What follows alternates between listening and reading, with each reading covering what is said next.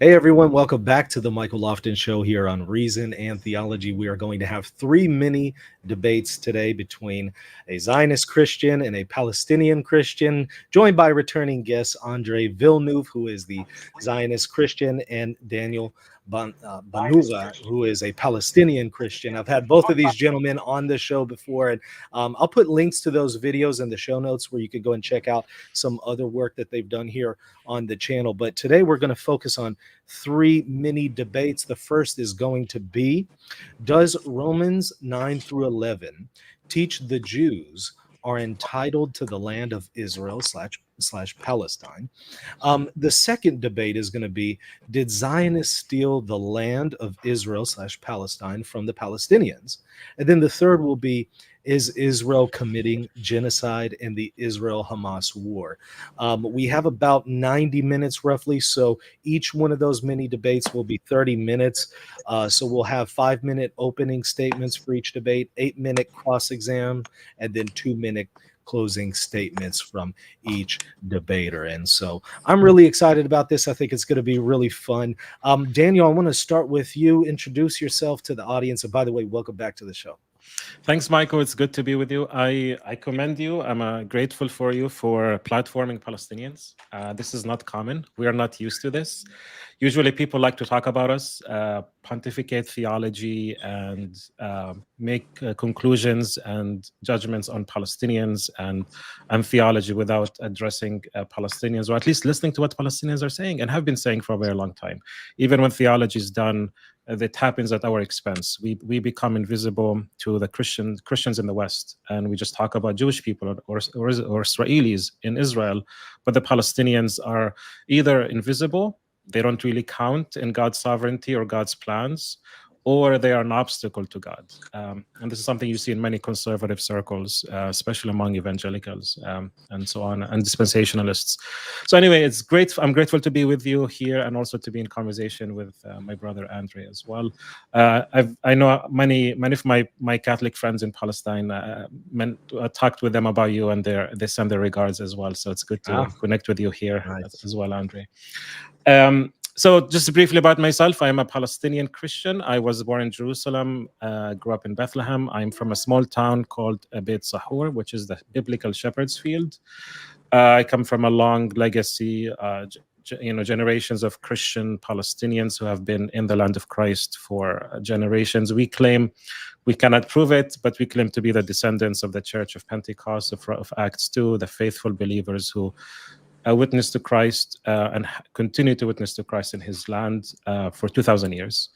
But of course, our numbers have gone down dramatically in the last 100 years since the British Empire mandate and the Israeli conquest of Palestine and the colonization of our people, where so many of us disappeared into refugees or into diaspora. So anyway, I live in the US as well. Right now, I am doing my PhD in theology at the University of Notre Dame. I come from an Orthodox background. I am Protestant, and I go to a Catholic university. So I'm very ecumenical. I see beauty and wonder in all of the expressions of faith and understandings of Christ in the Orthodox faith of Christianity. So yeah, very happy to be with all of you here. Good to have you. Dr. Villeneuve, go ahead and tell us a little bit about yourself. Yeah, thanks, Michael. Thanks for having me on again, and very nice to meet you, Daniel. My name's André Villeneuve. I am professor of Sacred Scripture and Biblical Languages at Sacred Heart Major Seminary. So my life is kind of all over the place. I'm originally Canadian, live in the U.S., and I lived for 12 years in Israel, mostly in Jerusalem, a little bit in Tel Aviv, and I'm currently in Assisi in Italy. And so greetings from the other holy city. Assisi, wow, okay, that's pretty cool. Yeah. So I mean, obviously Israel and the whole Palestinian question has been on my mind for quite a long time. I'm the founder and director of Catholics for Israel, and already as a response to Daniel's own introduction, I'd like to say that I really see you as my brother in Christ, Daniel, and to me, Palestinians have always been not marginalized or not out of the picture, and so I'd like to make a distinction first before we begin this debate, that on on a human level and at a Christian level, I really feel for you, especially with this war in Gaza, and I really very much sympathize with where you're at on a human and Christian and spiritual level. This said, on a theological, exegetical, and philosophical level, I expect we will sharply disagree, but this is also to say that it doesn't, I don't deny you as a person or the suffering of your people. And I understand from, I've watched the previous video that you have lost some friends also during the war. And so my deep sympathy for that. And so no matter how little or how heated this debate is going to be, I don't want to negate the human aspect really from the get-go. Thanks, André. Yeah, that's very helpful. Well, let's go ahead and dive in here because I know we got 90 minutes, so 30 minutes allotted to each mini debate. Let's start with the first one. André, you're going to begin with your opening statement of 5 minutes. I'm going to prepare the timer, and then I will bring it up on the screen roughly towards the last minute, kind of as a warning, so that you know you have 1 minute left, and then Daniel will have his opening statement. Okay, so if you are ready, what I'll do is I will remove myself and also Daniel so that you're full screen, and then I'll do the same for Daniel during his opening statement. All right, so if you're ready to go, I'll go ahead and hit that timer. All right, let's begin. Okay, so you want me just to start? Yeah, go ahead. Let's do it. Let me start it over right now. Okay. 3, 2, 1. So the question is, does Romans 9-11 teach the Jews are entitled to the land of Israel / Palestine? To me, Romans 9-11 is really the culmination of biblical thought that builds upon the whole teaching of the Torah and the prophets and the writings. So Paul is dealing with the big question of what to do with the Jewish people who have by and large not accepted Christ as Messiah. And he begins in Romans 9 by asking, has God rejected his people? And it's been a tendency in Christianity since the very beginning for Christians to say, well, God has indeed rejected his people. God is done with the people of Israel because they have rejected Christ, and therefore all of God's promises are therefore null and void. And what is the central promise that God has made to his people? It's, of course, the promise of the land of Israel, beginning with Abraham, where God makes this solemn promise that I will give you the land upon which you walk, look north, south, east, and west, and this land I will give to you and to your descendants as an everlasting possession. So in the Old Testament, beginning with Abraham through the post-exilic prophets, we have repeated again and again and again, at least some 200 times or so, and that's a low estimate, of this promise to bring the descendants of Abraham to Israel from slavery. We know their national history began in Egypt, but then God took them into the land of Israel to possess. And then, of course, there was some conditionality. They couldn't possess the land at all cost, and so they had to demonstrate also righteous behavior living in the land. And indeed, they were exiled in the Babylonian exile because of their sins and idolatry. But even in this exile, the Lord promises, especially in the prophet Ezekiel, that he will return his people back to the land. And in fact, he seems to point to a solemn movement of grace in Ezekiel 36-37. He says, I will bring you back to the land I promised you, and when you're back there, I will pour out my spirit upon you. I will sprinkle clean water upon you. I will give you a new heart. I will give you a heart of flesh instead of your heart of stone, and you will dwell in the land that I gave to your forefathers as an everlasting possession.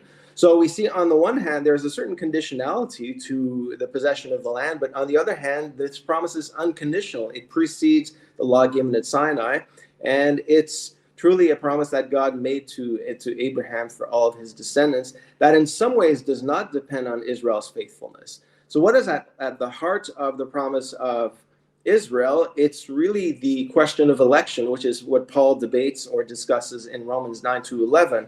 This temptation that Christians have to say, well, God is now done with Israel. Now all that counts is the spiritual. All that counts is those who receive Christ and believe in Christ, and they're now the elect Now, the church has very forcefully rejected what we call supersessionism or replacement theology, this idea that God is done with Israel. And so many see the work of providence in the return of the Jewish people back to the land of Israel. Of course, it turned into a very serious conflict in the last 100 years. And so as a Zionist, we don't give a blank check to everything Israel does, nor do we close our eyes to the sufferings of the Palestinians. And that's where we get into the nitty-gritty of the political questions.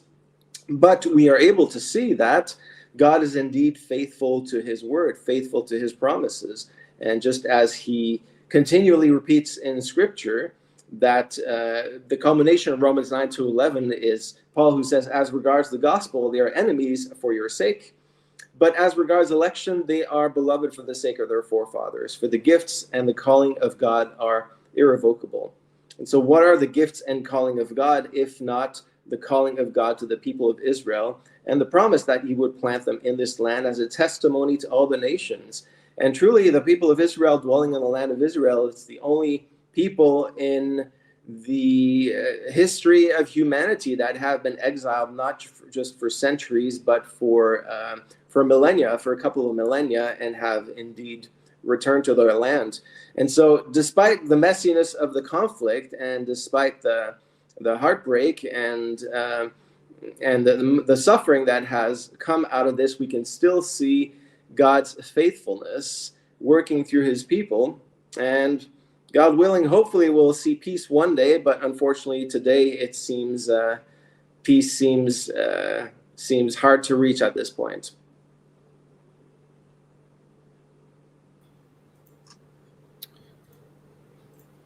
All right. Thank you so much for that. I'm going to start the timer here for 5 minutes. Daniel, ready for your opening statement? Just tell me when. Yeah, let's go. All right. Okay, thank you, André, for that. That's very helpful to kind of frame the context of the scripture, or at least how Zionist Christians use the text in a very narrow way to make sense or to justify their argument. I think it's a very unhelpful and way to read the text that cherry picks verses out of context without taking the nuance and the complexity of the text. But I'll give my presentation and then I can maybe respond later. To answer the question directly from Romans 9-11, the answer, the obvious answer from 9-11, does it teach that Jews are entitled to the land? The answer is no. There's nothing in 9-11 that says that Jews are entitled to the land. There's no reference to the land in 9-11. Actually, the text is very problematic because, especially in 11, in a heartbreaking chapter for Paul, he's saying, actually, no, many Jews who rejected Christ are going to be cut off from the tree. They're going to be cut off from the promises and the belonging to the people of God. So there is Jews who reject Christ for Paul, who are not of the faith of Abraham, will be cut out. So by definition, not every Jew in Paul's understanding in Romans 11 are in the tree, and therefore they are cut out. So to say that every Jew would have the land goes against what Paul is clearly saying in Romans 9-11. But I think more importantly for us to understand Romans 9-11, we have to understand what Paul is saying, and also in his own context in Romans, and also his own Pauline literature, what he says otherwise, but also to understand the whole counsel of the scripture, not cherry pick the Bible, but actually to understand the Bible's understanding of the land, what is the land and what is the people of God. Before I go to give a survey of that, if we go, all of us, we have to read Romans 9-11 through the lens of Romans 4. And that's where we have to start. And this is an issue with cherry picking the text, right? Taking things out of context without understanding the whole message of what Romans is saying, according to Paul. So if we go to Romans 4:13-15, this is what he says. And this is also classic. Zionists do not like to quote Romans 4 for obvious reasons. But this is what Paul says. For the promise that Abraham would inherit the land of Israel? No. What does he say? For the promise that Abraham would inherit the world. The Greek word there for world is cosmos.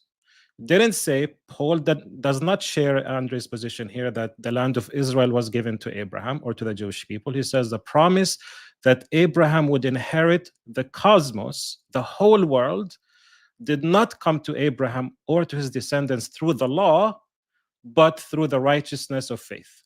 This verse alone, Romans 4:13, negates any teachings of Christian Zionism.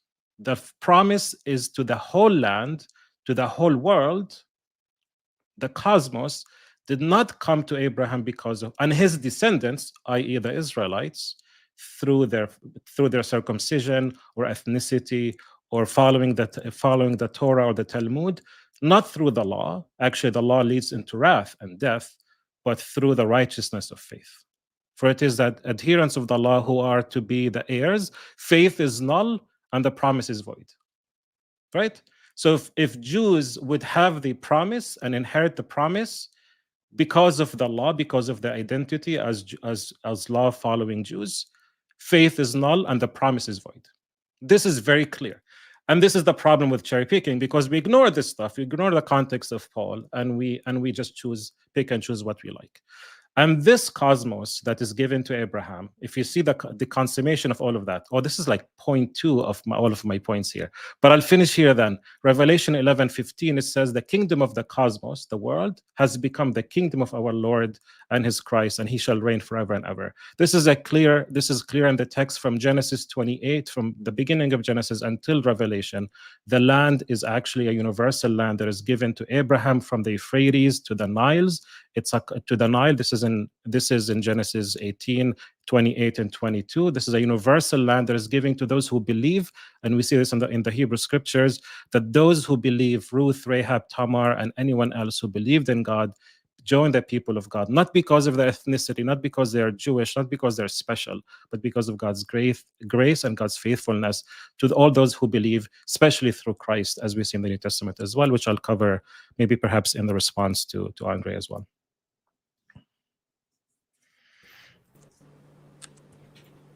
Okay, thank you so much for that. Okay, let's see here.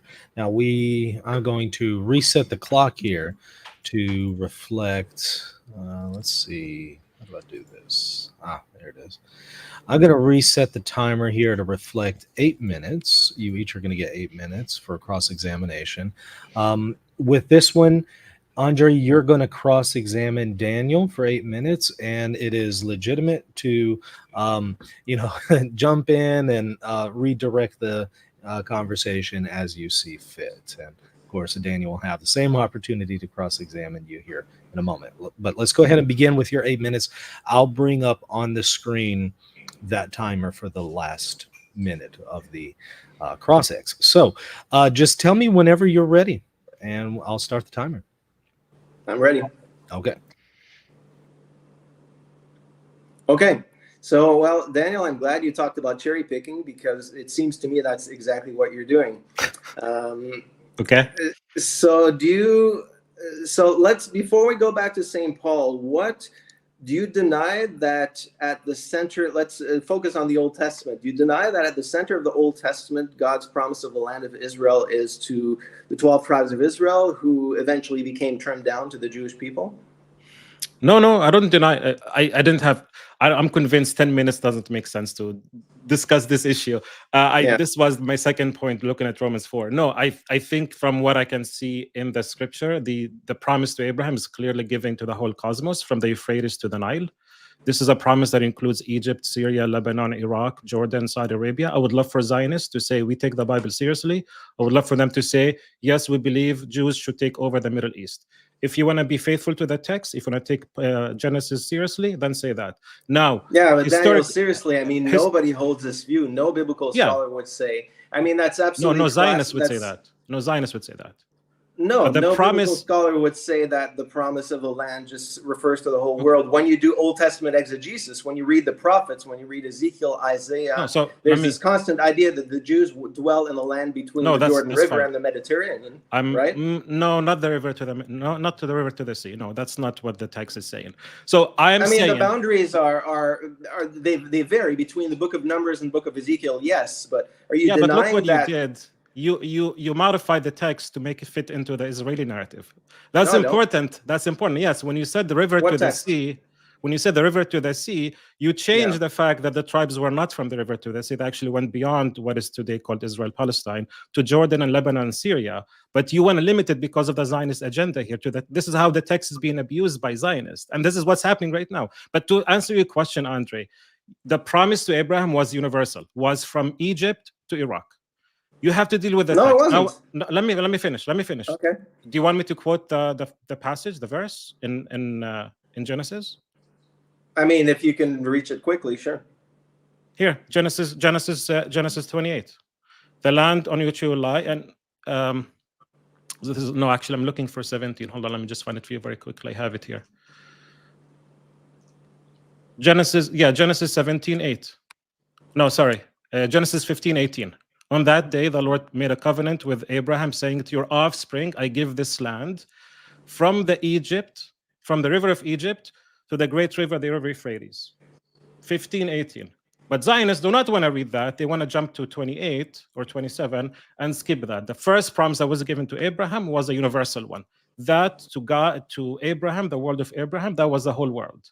Okay. Now Zionists do not like that because that goes against how they read the text. So they only focus on specific things. Throughout the history of the Old Testament, yes, the Israelites settled in a very localized area of that universal promise. So they settled in the land of Canaan, and they spread beyond the river and the sea, Andre, and they went to what is today called Lebanon and Syria and Jordan. That's where they were able to settle. They did not, and throughout their history, before they were a kingdom and after they were a kingdom, they were one of the other nations that were in the land, and we see this in the text. It's very clearly the kingdom of Israel did not cover what is today called Israel. So yes, there was a promise that was universal, but Israel throughout its history and the small period of time where actually had rule in the kingdom of Israel was very localized and limited in its reach, despite the promise that was given to Abraham. My point for is most of the Old Testament. Yeah, go ahead. Go ahead. Yeah, for most of the Old Testament, I mean, from the book of Numbers, they settled in the land roughly, which was, ironically, it was initially the Palestinian territories, which are now the West Bank, where they began to settle under Joshua. But for most of Israel's national history, it was basically between the Mediterranean and the Jordan, and you had the Transjordanian tribes that were like Manasseh and so on. And so, for sure, it was not exactly the borders of today. And I mean, you're right that there is a universality to the promise to Abraham. But throughout the whole Old Testament, what's that? Sorry to interrupt you. What's the border of the land then?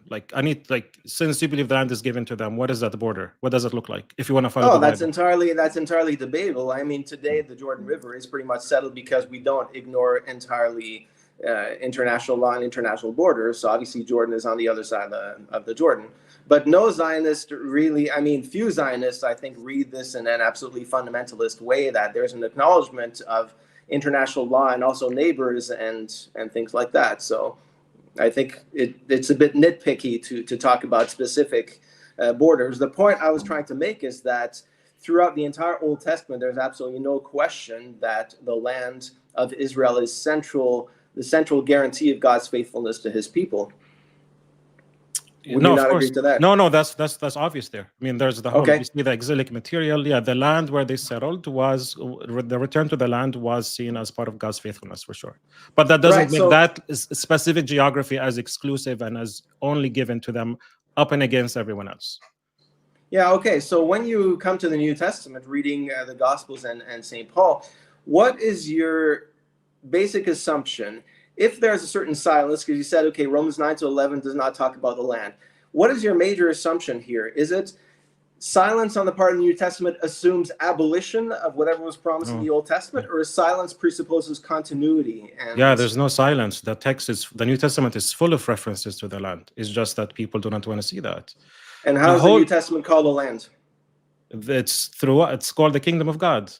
It's called the land of Israel. The book of Matthew calls it the land of Israel. Hold on, let me give the answer. I see the New Testament is a product of its time. At the time, the vast majority of Jews were not living in the land. They were living in the Roman Empire. Only a small number of them, I forgot the number, a fifth of them or even less were living in the land. So by then, this is kind of the understanding that Israel was in exile even at the time of Jesus. They never returned to the land. Only some of them returned to the land. Jesus come into that context of the Roman Empire, not of the land of Israel, comes to the context of the empire where Jews were everywhere. And he didn't say anything specifically about the land. So that's kind of why is Jesus in the context of the Roman Empire not saying the land of Israel belongs to my people? But what he says, which is a problem for you and Zionists, he says the land is inherited by the meek. Who are the meek? Who are the faithful ones? To some That's not a Jews, problem. to some Jews, they were the sons of the devil, right? To some Jews who thought they were in, who would go and say, hey, I am actually loved and accepted. And Jesus said, so no, the sinner is accepted and you're going to be kicked out. Those on the banquet are in, they think they're in, but Jesus says, no, you're out. What makes you a person of faith in the family of God is your faithfulness to God. That's anyway, not a problem. Yes, That's it is not a problem at all. Yes, it's not a problem at all. And I mean, we're kind of starting off suddenly here. And I'm thinking a lot of the things you said to Michael on your previous debate, where you completely mischaracterized Zionism almost the whole time. And this, I do wish we would have more time, because for sure, and what you said in your initial statement, you confuse basically the salvation, the eternal salvation of the Jewish people with the promise of the land. So Romans 9-11, Paul is not really discussing about the land. When he's talking about the branches cut off from the tree, he's saying, well, right now they don't have access to Christ's salvation because they don't believe in Christ. But he does not address the question of that God has abolished or abrogated his promise of the land, which is presupposed in Matthew 5:17, when he says, do not think I have come to abolish the law or the prophets. I don't know how to respond to that when running out you of can time. briefly respond to it, but we are out of time. But just take maybe 30 seconds or so to go ahead and offer some point on it. I think it's clear if Zionists are going to say that land is given to the Jews qua Jews because they're Jewish, and we see Jesus saying, if you do not follow me, if you're not faithful, if you're not meek, the land is not yours. If you do not follow me, you're the children of the devil. To the Pharisees, if he says those who think are in are out, Jesus is being selective, and he's been selective among the Jewish people, and at the same time, he's going to the Samaritans and saying, you are in. He's going to Syria and he's saying, you are in. He's going across the Jordan to other ethnicities and saying, you are in. The ministry of Jesus is a universal one, not an ethnic, I'm sorry to say, a racist one, and it's an inclusive one. And that you're goes confusing against anything. salvation with the promise of the land. Those are not two identical. They're totally connected. These are totally connected. But anyway, they're connected, but they're not identical. Yeah, we're out of time on that cross. That's not the argument I'm making. But I'll give you 8 minutes of if you want to go ahead and cross-examine Dr. Villeneuve. Let me know when you're ready for me to hit that. I'm good. Okay, let's do it. Okay, well, that was fun. I'm going to have a point about the land of Israel. I think I made my point. The land is not, the promised land is not the land between the river and the sea. You made the point, Andre, that the promises or belonging to the land is unconditional. It does not depend on Israel's faithfulness. That's kind of what I wrote down. Could you just defend that, make that argument? Yeah, actually, you see some ambivalency there in the Old Testament, because according to Deuteronomy, it is indeed conditional, but according to Ezekiel, it does not seem to be conditional. In other words, the people of Israel were exiled, and the prophets repeatedly say that was as a consequence of your sins, but the return of the people of Israel does appear to be unconditional. There seems to be, of course, a desire of the Lord that they would be humbled and they would return to the Lord. But Ezekiel 36:37 seems to indicate that first the physical return will occur, and following the physical return, there will be a transformation and a conversion of the hearts of the Jewish people. So this is very connected to where we were just talking a minute ago. So Deuteronomy is saying it is conditional, but you're saying that Ezekiel trumps Deuteronomy and it becomes unconditional with Ezekiel? I think we find different texts. I think we find tension between both. So this is a cherry picking that we see happening. That's fine. Why is it cherry picking? Because we're ignoring. There's tension between both. What does tension mean? This is just an excuse to say that I don't want to take Deuteronomy seriously. That's what tension means here. You're saying I want to choose Ezekiel over Deuteronomy, and I'm saying no. The Torah is what Ezekiel is based on. All of the prophets as commentary on the Torah. For us to say Deuteronomy doesn't work anymore, only Ezekiel, discounting the law, it's not that it doesn't work a terrible anymore. reading Deuteronomy of also Ezekiel. says that the Lord would return them to the land. Only the prophets, they don't just repeat the Torah, they expand and they develop the Torah. That's not an argument against what I'm saying. I'm saying Deuteronomy has to be read. Ezekiel has to be read through Deuteronomy. You cannot skip Deuteronomy. You cannot skip the Torah. I'm not skipping it. I just addressed it. Yeah, but this is you're saying that Deuteronomy doesn't work anymore. Because I didn't say that at all. Read Ezekiel, you're saying it's unconditional. Deuteronomy is very clear that you have to be faithful to be in the land. Justice and only justice you should practice in the land. Otherwise, you will be plucked out. You will be vomited out. But you're saying this becomes unconditional through your reading of Ezekiel. Therefore, Ezekiel supersedes Deuteronomy. Anyway, you said you don't give a blank check to Israel. The promise to Abraham, by the way, was also unconditional, and not just Abraham, but also to Isaac and Jacob. So Jacob definitely points to the 12 tribes of Israel. Right, yeah, but because Abraham's unconditional promise was given to him because of his faithfulness. So it is conditional on his faithfulness. If he was not faithful, that's also a problem. I just want to go to my points. I think people know where we stand on this issue. You said that God doesn't we do not give a blank check to Israel. Could you give me some examples of what is that check that you don't give to Israel? Can you give me examples of what Israel is doing that you think is wrong? Well, I think that more kind of belongs to the second and third questions, but I think, okay, I'll skip it then. Let's stick with the text, but I think I want to know the answer to that. So you said that the return to the land shows God's faithfulness working through His people, and hopefully we'll see peace. Where do the Palestinians fit into God's people? They're not God's people, right? Well, Palestinian Christians, by virtue of their faith, are grafted into God's people. If they are, they're grafted in by their faith for sure. But I think they undermine their own cause. I think you're undermining your own cause by some of the theological positions that you're taking. But that too, I guess we'll come back to that. No, but stick with the question. So you're saying that Christian Palestinians would be part. I don't know where you fall in Catholic faith on the church, but maybe I don't know if it's only Catholic Palestinians, but let's say all Christian Palestinians would be part of God's people, so they would also have the land. But the majority of Palestinians, this is 98% of the Palestinians are not God's people here based on what you're saying, and therefore what happened? Well, I'm sorry. So you're saying God's people came to the land, and you're saying we Christian Palestinians, maybe only Catholic Palestinians, are part of that people. Let's say all Christian Palestinians. 98%. Well, you need to make a distinction by God's let me just make my point. Let me ask my question. 98% of the Palestinians are Muslims. My question to you: where do they fit then in this understanding of God's people and the promises and God's faithfulness? Yeah, that's a big can of worms, because now you're opening up on Islam, and Islam, of course, is fiercely opposed to Israel, and so in many ways they're fiercely opposed to God. They oppose the incarnation. They oppose the quickly. I understand the theological difference, but just answer that question specifically. Palestinian Muslims, what happens to them? I think they, by their own opposition to Israel and by their hatred of Israel and by their constant resorting to terrorism, they can basically disqualify themselves as having actual rights in the land because of their own actions.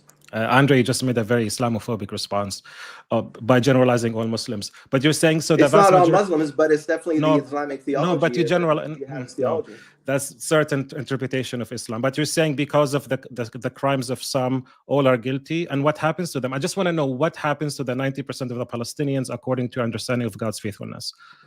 Should they be out? Should they be out of the land? Listen, I don't claim to have a solution to the Middle Eastern conflict, and I'm not sure, I'm not here to say all, Palestinians should be excluded from the land. I know that Christians especially, I wish that Palestinian Christians were more Israel friendly, because they also they undermine their own cause.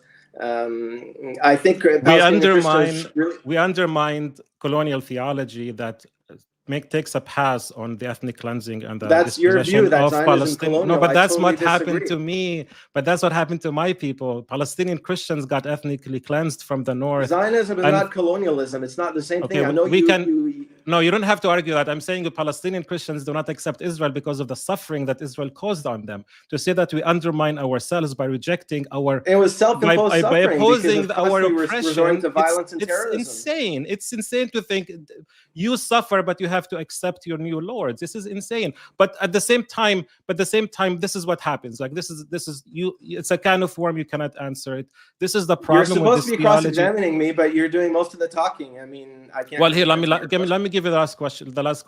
This is the problem with Zionism. This is like, you didn't this really is a let prime me answer the example of that. last one, but go ahead. So Romans 4:13, the promise that Abraham would inherit the world did not come to him through the law or through righteousness. So Paul is saying here that only that you have the land because of the promise was given to him because of his faithfulness and not because of the law. How does that square with your Zionist theology? Paul in Romans is primarily concerned about salvation. And so when he's talking about the promises, of course, the promises to Abraham have to do with you will be a worldwide blessing. And we have this already in Genesis 12. So what you're doing, you're confusing constantly this idea of the promise of the land and then Paul's discussion on salvation. And so it's actually quite simple. Yes, there is a worldwide blessing, but it doesn't just refer to the land. The land is not an end to itself, Daniel. Like ultimately, as Christians, we do see the kingdom of heaven as a higher reality, as a more important reality than the land of Israel. But this is a sacramental idea that you're not answering my question, André. You're not answering my question. We're out of time. We're out of time on that one. So let's go ahead and move over to the closing statements on these. André, you'll have 2 minutes to offer some concluding thoughts based on the discussion. Let me go ahead and restart it now. Let me know whenever you want me to begin. Okay. All right. Good. So, yeah, once again, I think the irony is that Daniel talks about cherry picking, but he is the one who ignores some 200 prophecies in the Old Testament that are never revoked, that are never abolished in the New Testament. And what he does in Romans, he kind of hijacks this discussion, which has to do with the justification of Israel and the justification of the Jewish people in Christ. And it's really basically a form of supersessionism. What it sounds like you're doing is you're from this one verse in the Sermon on the Mount, the meek shall inherit the earth, you're basically kind of hijacking the whole Zionist theology of the Old Testament. And I could say quite confidently that God, you're going to hate this, Daniel, but God is a Zionist. God is the one who came up with the idea that he would choose a people and would settle this people in their land. And yes, we hope for peace. And yes, we hope for reconciliation. Yes, we hope, especially for the Palestinian Christians, to find their place there in peace and security and finding their dignity. But the solution is not by attacking their very roots, because this is exactly what Paul is warning us not to do in Romans 11. He's saying, be careful, Christians, that you do not become arrogant towards your roots, because even though he has cut them off temporarily because of their unbelief, he may also cut you off. And so I think it's a warning, not just to Palestinian Christians, to every Christian who becomes arrogant towards their own roots of Israel. Even though our heart breaks for Israel, that by and large has still not recognized Christ, the solution is not to twist Scripture and ignore the central thrust of Scripture, of God's election of the people of Israel. That is indeed fulfilled in Christ, but when we say fulfilled, we do not say abolished. Any kind of fulfillment builds upon God's previous promises. So my encouragement to Palestinian Christians, and in fact there are many who support Israel, and we'll talk about this, I guess, in the next mini debate, is that there are many Israeli Arab Christians. Some of them consider themselves Palestinians. They much prefer to live under Israel for both biblical, theological, and also political reasons. They know that they're much better off under an Israeli government than under a Palestinian government. So I would propose that this is actually a good step forward, instead of constantly undermining and resorting to terrorism and to violence and to incitement and to anti-Jewish hatred, as we see in Palestinian society, to actually have a more conciliatory recognition that Israel still has a place in God's plan. So we're out of time. Daniel, I'm going to give you also an extra bit at the end, so you'll get about 2 minutes, 30 seconds. And also, if you go a little bit over, you can just wrap up your thought after that as well. It's really unfortunate to hear these statements, how Islamophobic and hateful statements make their way through without people paying attention to them. This kind of stereotyping of Palestinians and of Arabs and of Muslims. Do you want me to go ahead and start the? Oh, sorry, I thought you already did. No, I'm sorry. Let me start it now. And I'm giving you 2 minutes and 30 seconds, so you get a little bit extra at the end. Oh, that's fair. Okay, thank you. Yeah. Okay. Yeah, it's this ongoing just bigoted attitude towards Palestinians and Arabs and stereotyping them It's really harmful. It's really destructive. We see this bigotry throughout history, where we dehumanize people, whether it's blacks or natives or Jews, and now also Palestinians, just using sweeping statements in a very crass and sweeping way. It's so problematic, but it's so normal for so many Christians, and it's just heartbreaking to see. This is not supersessionism. Using this as a slur is so problematic. This is biblical theology, where we see the fulfillment of the text of the promises being complete in Israel, in Jesus, and not in a people. In 1 Corinthians, Paul is clear. The promises find their yes, their finality, their completion in Christ, not in a geopolitical state, not in a people. Galatians 3 is very clear. There's no difference between Jew and Gentile. All are one in Christ Jesus. If we belong to Christ, we are heirs according to the promise that is given to Abraham. This is a universal, beautiful vision of a restored humanity through Christ. But for people, they want to say Christ is a fulfillment plus something else. This is a very problematic theology that has no answer, and it has moral ramifications that is very harmful to the church and also to the people of the land, to both Israelis and to Palestinians. This is why Zionism is such a problematic ideology of racism and supremacy, and we're seeing it here playing itself out in a very clear way, whether from underhanded statements that are very problematic and bigoted, or through a theology that has moral ramifications that is very problematic, but at the same time having the cake and eating it too. Oh, well, I don't have solutions, because your theology does not offer solutions. Your theology is predicated on violence and domination of people. I think the Bible is very clear. The promise was given to Abraham for the whole world. Christ comes and fulfills that. He did not come to abrogate or reject, did not come to reject. He came to fulfill, and the fulfillment is seen in Christ and the kingdom of God that is inclusive to everyone. Having this dual covenant theology is an invention of the 20th century, and it's frankly a heresy, because it makes Christ incomplete and it adds something to Christ. And we have Catholics and every other Christian need to confront this pernicious and awful way of reading the text that is very harmful to people in Palestine and in Israel. All right, we are out of time on that debate. I know there's a lot more we could explore on that, and hey, I'm always open on my end to host another debate where we go over that in more detail if y'all would like. So we can do that. But we also have two other mini debates that we're going to explore. So we're going to go ahead and move over to the second one. This one will also be 30 minutes. Now, this one will be about, did Zionists steal the land of Israel/Palestine from the Palestinians? Daniel, you're going to be the one starting with the opening statement in this particular case. Let's see, we got 5 minutes on that. Let me go ahead and adjust the timer right now. And I'm ready, so let me know when you want me to hit that start button. Yeah, let's go. I'm ready. Michael, I'm convinced we cannot have a good conversation about any of these issues in the time allotted to us. This stuff needs a lot of unpacking and a lot of details, and the cross-examination doesn't even do it justice. Okay, in 5 minutes, did the Zionists steal the land of Palestine from the Palestinians? I think this is evident. This is very clear. Anyone who's a serious student of history, who takes this issue seriously and not just relying on Israeli propaganda or Zionist talking points, who's actually serious about understanding history, they should pick up a book of history and read it, whether from Palestinians, from Israelis, from new Israeli historians like Ilan Pappé or Benny Morris. I think it's very clear what happened to the Palestinians, and we can see it today, where the vast majority of Palestinians live outside of Palestine, of what we call historic Palestine, and are not allowed to come back in, for obvious reasons, because Israel is built on this racist ideology that the land belongs to only one certain people group.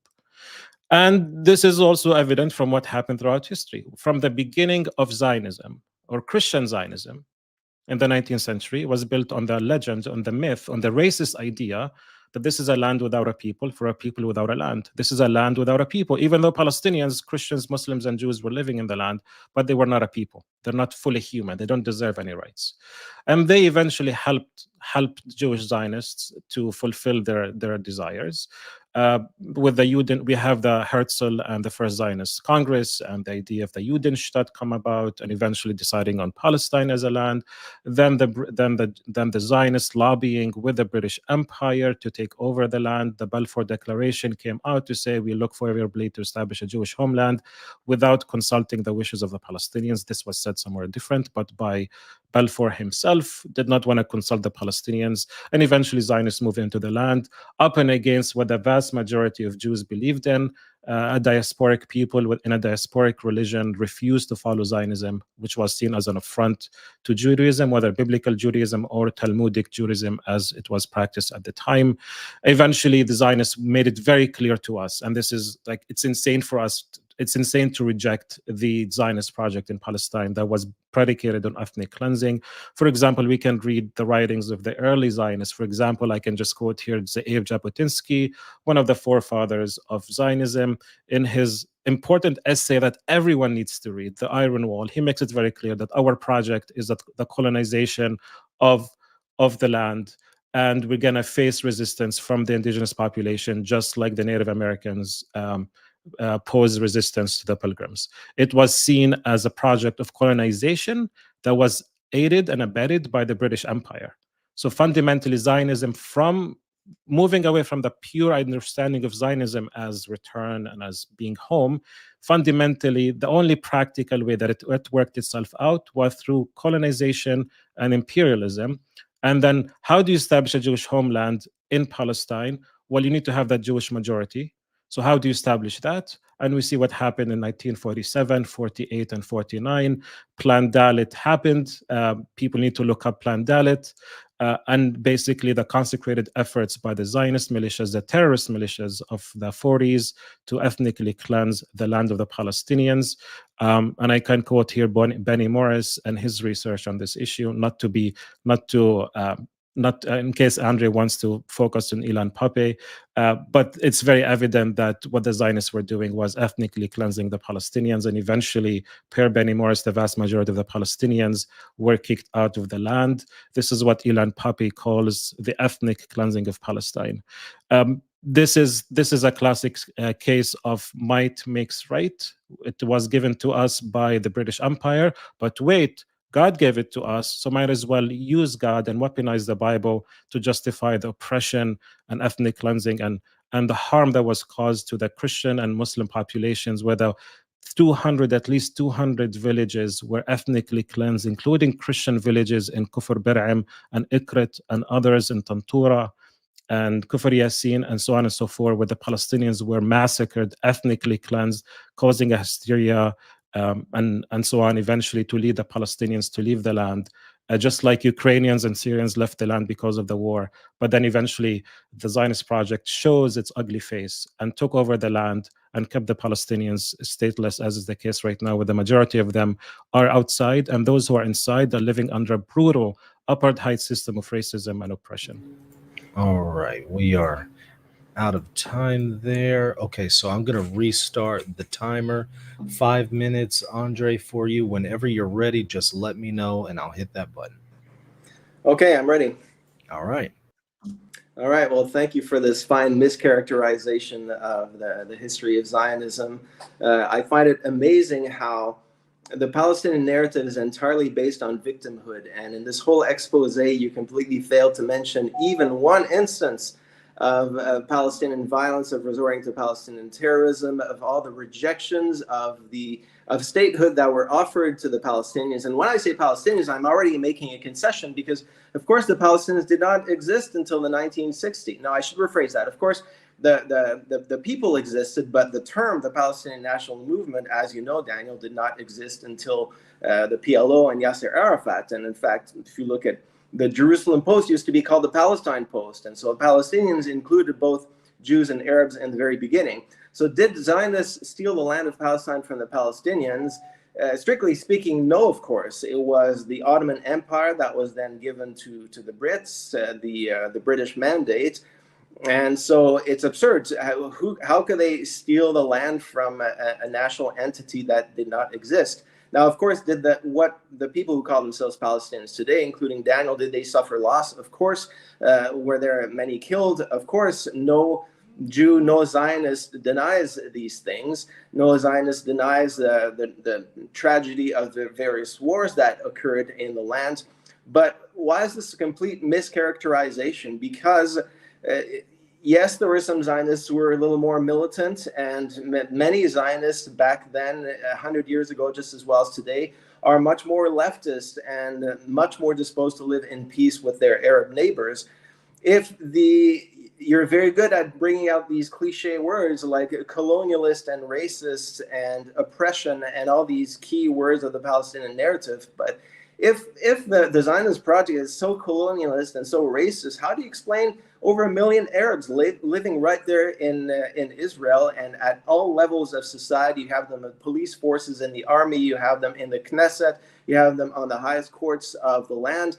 I mean, Israel are doing a pretty bad job at their ethnic cleansing and colonialism if they allow Arabs to be, some of which call themselves Palestinian Israelis, at all levels of society. So my question, I guess I'll bring it up during the cross-examination. If Palestinians are such victims, why do they reject every opportunity for their own state, a state that they did not have in the very beginning? As we said, the Ottomans were there for 400 years, then the Brits were there, 1917 to 1948.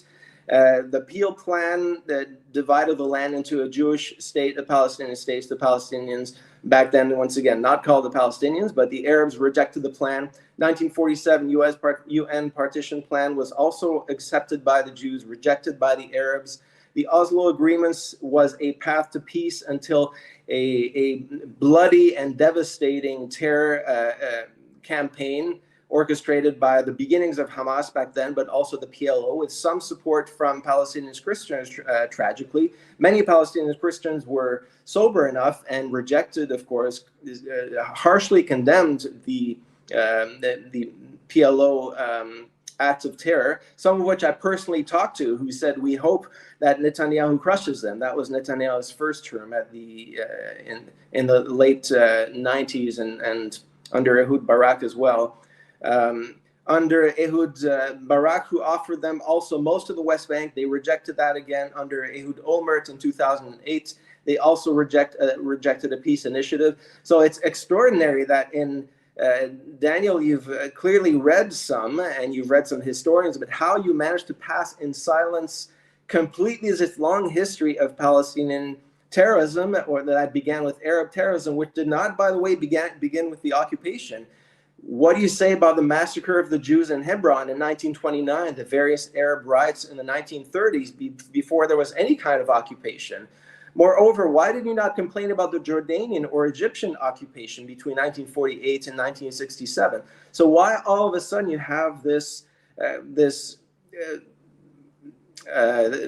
huge concern about occupation only beginning with 1967, and why a rejection of every single peace initiative? I can say that I lived in Israel a long time. Once again, I know that Israelis desire peace, and I've talked to countless Israelis who are willing to make painful sacrifices for reaching a compromise with the Palestinians. I wonder if there is such a goodwill on the Palestinian side, and I have had many conversations with Palestinians as well, and most of the time I have heard the same inflexibility and complete intransigence and refusal to have any kind of peace with the Jews. So we should also talk during the cross-examination about the culture of incitement also. Yeah, we're out of time. Let's go ahead and start that cross-examination. I'm going to set the timer here to 8 minutes, and so the cross-examiner, let's try to limit ourselves to asking questions, and then the person answering will try to limit themselves to answering. Although, I mean, it's fine to have a little bit of flexibility there, but let's try to do that. That way there's more opportunity to ask questions and answer. And then so in this one, Daniel, you're going to cross-examine Andre, and so yeah, okay, let me start that timer for 8 minutes. Let me know whenever you're ready. I'm ready to roll. Yeah, I'm ready. Let's go. Yeah, Andre, to answer your question, I didn't skip anything. I was answering a question. Did they steal the land or not? And I answered the question. You got distracted talking about the Oslo Agreement and the Hebron massacre, but you got distracted. It's not my fault you got distracted. I was answering Yeah, very but if you're going to specific. give an overview of history, you can't give a No, completely one-sided only demonization of the Jews while pretending that Palestinians are only victims. You're not just victims. Hold on, I'm cross-examining you. I'm just explaining to you. I was answering the question. You got distracted. That's on you, not on me, Andre. And I gave the history of the rise of colonization of Zionism up to 1948. That's where I stopped. I didn't talk about anything after that. Yeah, you made a lot of terrible arguments here. Just I don't want to keep emphasizing the dehumanization and bigotry towards Palestinians, but people can judge that on use themselves. these insult words. Give me some examples of terrible arguments instead of just shooting well, words. here's one. The Palestinians only existed and only appeared in 1960. Are you sure? No, the people were there. No, I understand. They didn't call themselves Palestinians. I understand the dehumanizing language. I get it. But why is it dehumanized? It's factual. Okay, can you give me any examples of Palestinians referring to themselves as Palestinians from the 20s or the 10s or the 40s? Like, for example, Palestinian newspapers. For example, the Palestinian conferences in the 10s and the 20s. I mean, they use the term Palestine, and they call the inhabitants of the land to call themselves Palestinians, but so did the Jews. It was not a Palestinian Arab nationalistic movement in opposition to Zionism. Okay, what about geographical? The inhabitants of a certain geographical location. I don't think you know what you deny that? Andre, you're following Zionist propaganda here. Wait. What is not true about what I just said? Palestinian national identity came about in the late 19th century. Look up the name, for example, just for your sake. Khalil al-Sakakini. He's a Palestinian Christian from Jerusalem, one of the fathers of Palestinian national thinking. Jum'a al-Jum'a, you can see, and Isa and others from Bethlehem, who were at the forefronts of establishing the Palestinian national identity. However, the Palestinian national identity was part of the Arabist identity as well, but that does not exclude the Palestinian identity. The first Palestinian government include the Jews. The Jews also consider themselves Palestinians. That's Palestinian identity is inclusive. It's not ideologically exclusivist. So is Zionism, by the way. But stick with me here, Andre. You're saying that there was no national identity. I'm telling you there was a national identity from the 10s and the 20s. And there are some books about the rise of the Palestinian national identity that says it goes back to the 19th century. And we have the manuscripts and the clippings from newspapers. It just, Zionist propaganda is not comfortable with that. Okay, but you're supposed to cross-examine me.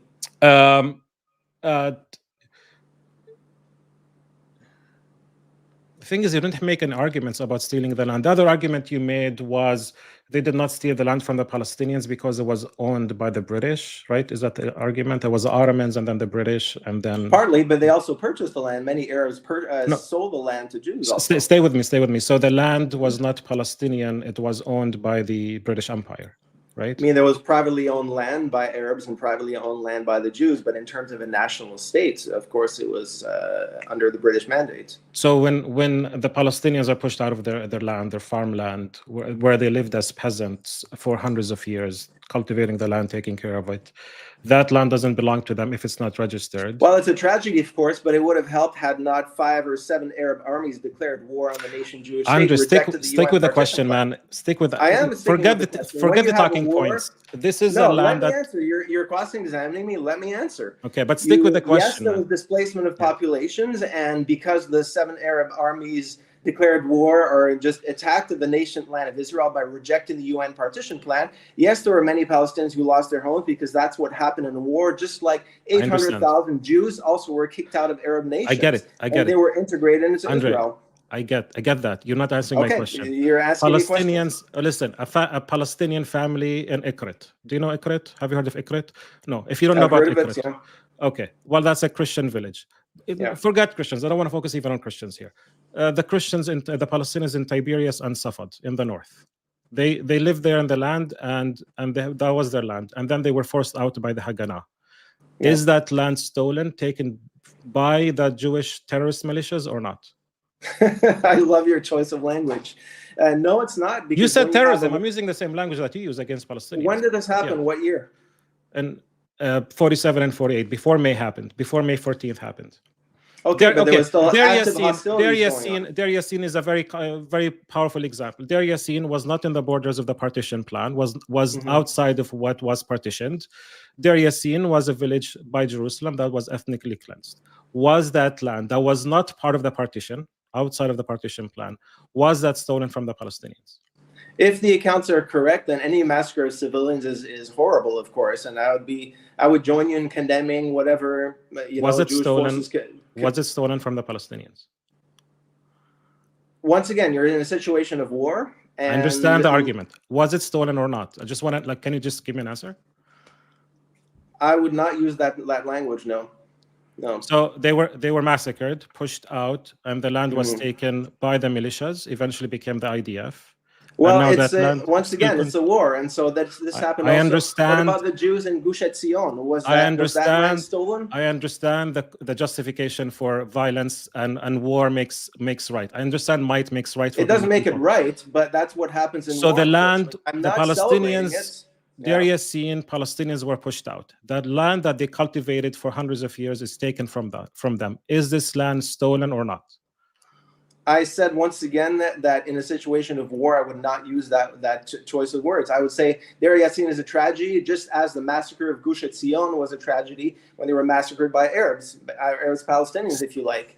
And so it's a similar situation. It's war, it's tragedy, and it's horrible. But you can't just use your narrative one way and then completely ignore what happened on the other way. And let's remember once again that seven Arab armies started the hostilities. I understand. You made that point many times. Okay, so you would not use the language of stealing, even though the land was taken by force from the Palestinians, and they cannot go back to that land. It's a situation of war, so I understand. I understand. So that's your position. The land can be taken by force, right? And there was no war, by the way, Andre. That's not the fact. The war began on May 15th. The genocide, the massacre in Deir Yassin happened in 47. And I concede to you many massacres. Sounds like it was a great injustice that was committed against the inhabitants. Okay, so a good number of the massacres that were committed, Andre, just look up the number of depopulated villages. A good number of them happened before May 14th. So you cannot blame it on the war. So that's just a red herring. The war was kind of happening before May 14th. It didn't start with May 14th. Well, that's the Arabs convenient. were actively attacking Jewish settlements as well, starting with the declaration of the UN. Stick with me, Andre. We can talk about Jewish Palestinian violence for the whole 40 years. I know you want to just pick one side. I get it, but so you're saying that the mass? No, there was violence from both sides, of course.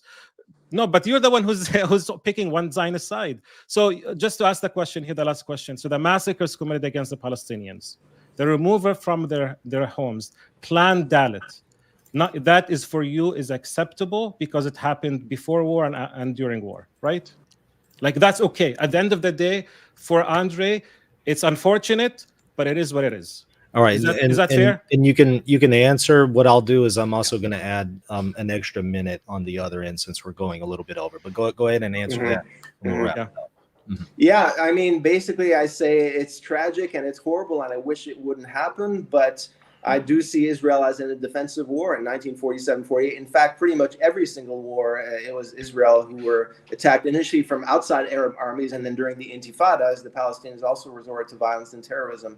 So I mean, why are you laughing? How is that false? I mean, I was there. I know people who were in buses that exploded and cafes that exploded, and that's even without going to the thousands of rockets shot by Hamas. So you're making it sound constantly like Palestinians with constant victims, and you have not said a word about the I mean, you can ask me. Violence. You can cross-examine me about Palestinian violence. No. Okay, I guess it's my turn. But that's not the topic, Andre. You're getting distracted, not me.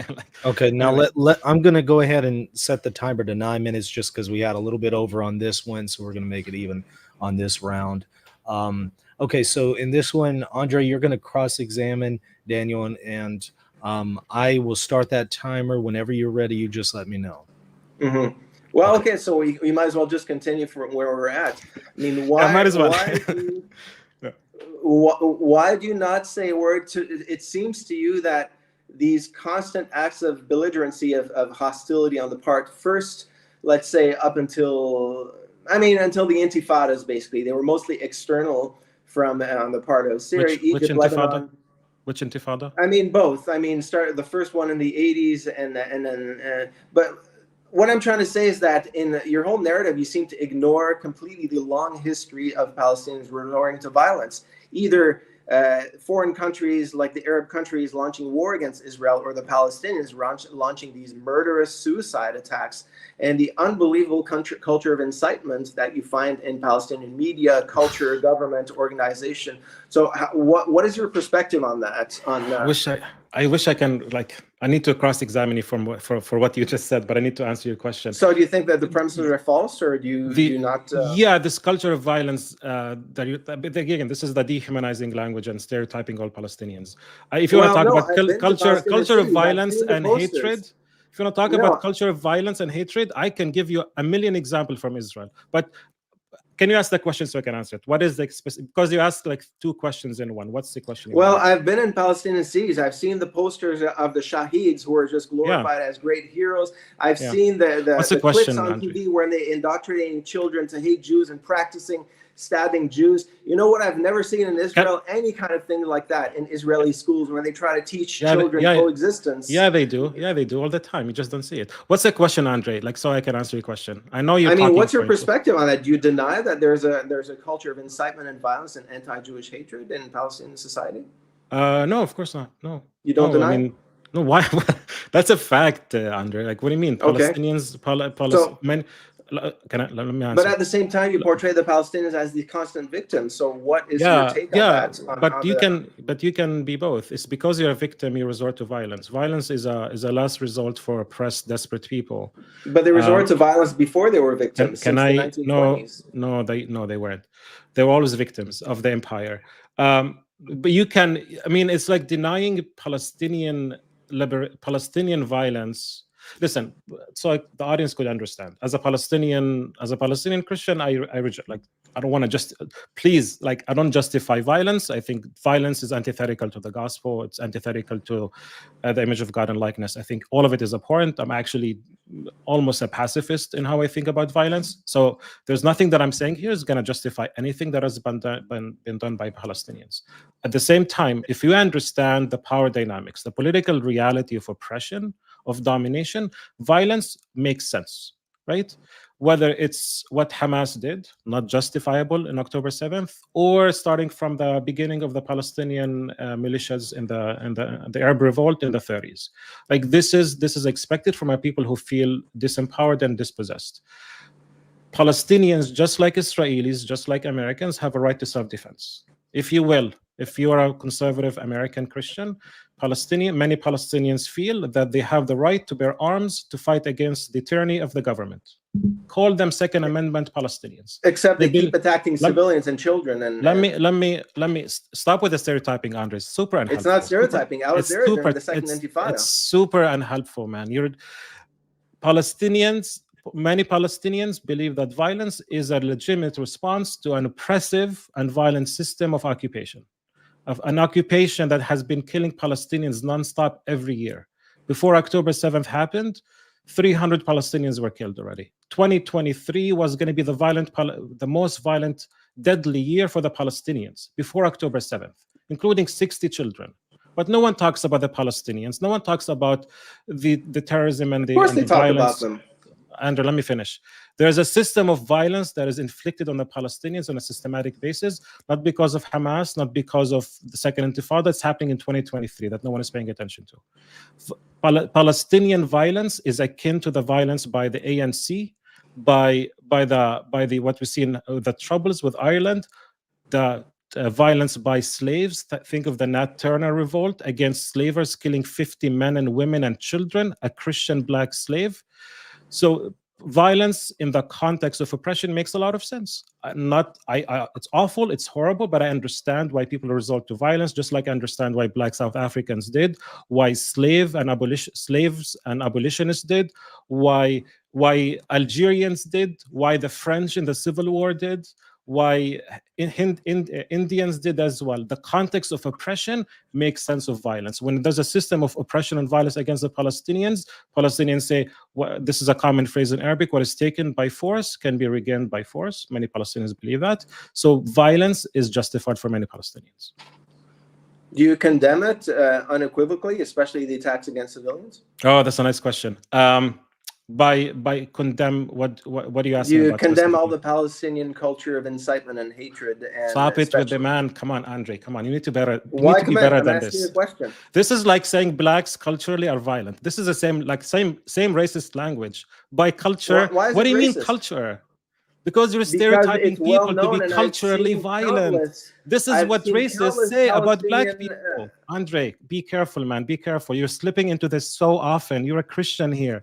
Come on. Using this language of a culture of violence is racist, just like saying blacks are culturally violent. Change your language, man. It's not racist. It's actually go to Palestinian Media Watch, for example. This is so heartbreaking. Okay, go ahead. Give me your question. Give me your question. So heartbreaking to see this. There are countless, they cannot be numbered, the number of videos where you see in classrooms. Give me a question, Andre. Education.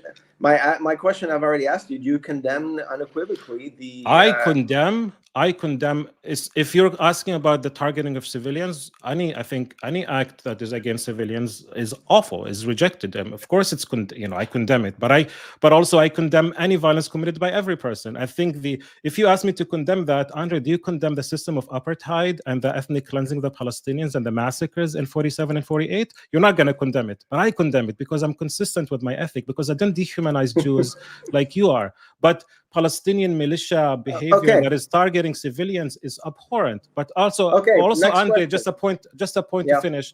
To also maybe would help you understand how the psyche of some of the militia movements, or this liberationists, they call themselves liberationist movements.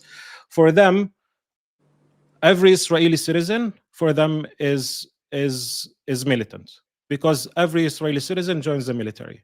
So they're saying that that's a nice excuse to kill anyone they want. It's an awful excuse. But they're saying, well, if these people are oppressing us and every person goes to the military and is part of the system of violence and that is killing us anyway, look at the numbers of Palestinians killed over the years compared to those of Israelis, and then tell me, is there anyone in their right mind would be oppressed and killed like this and would not respond? You want to kill the children and the parents of the Palestinians, and you think the Palestinians are going to sit down on their arms and do nothing?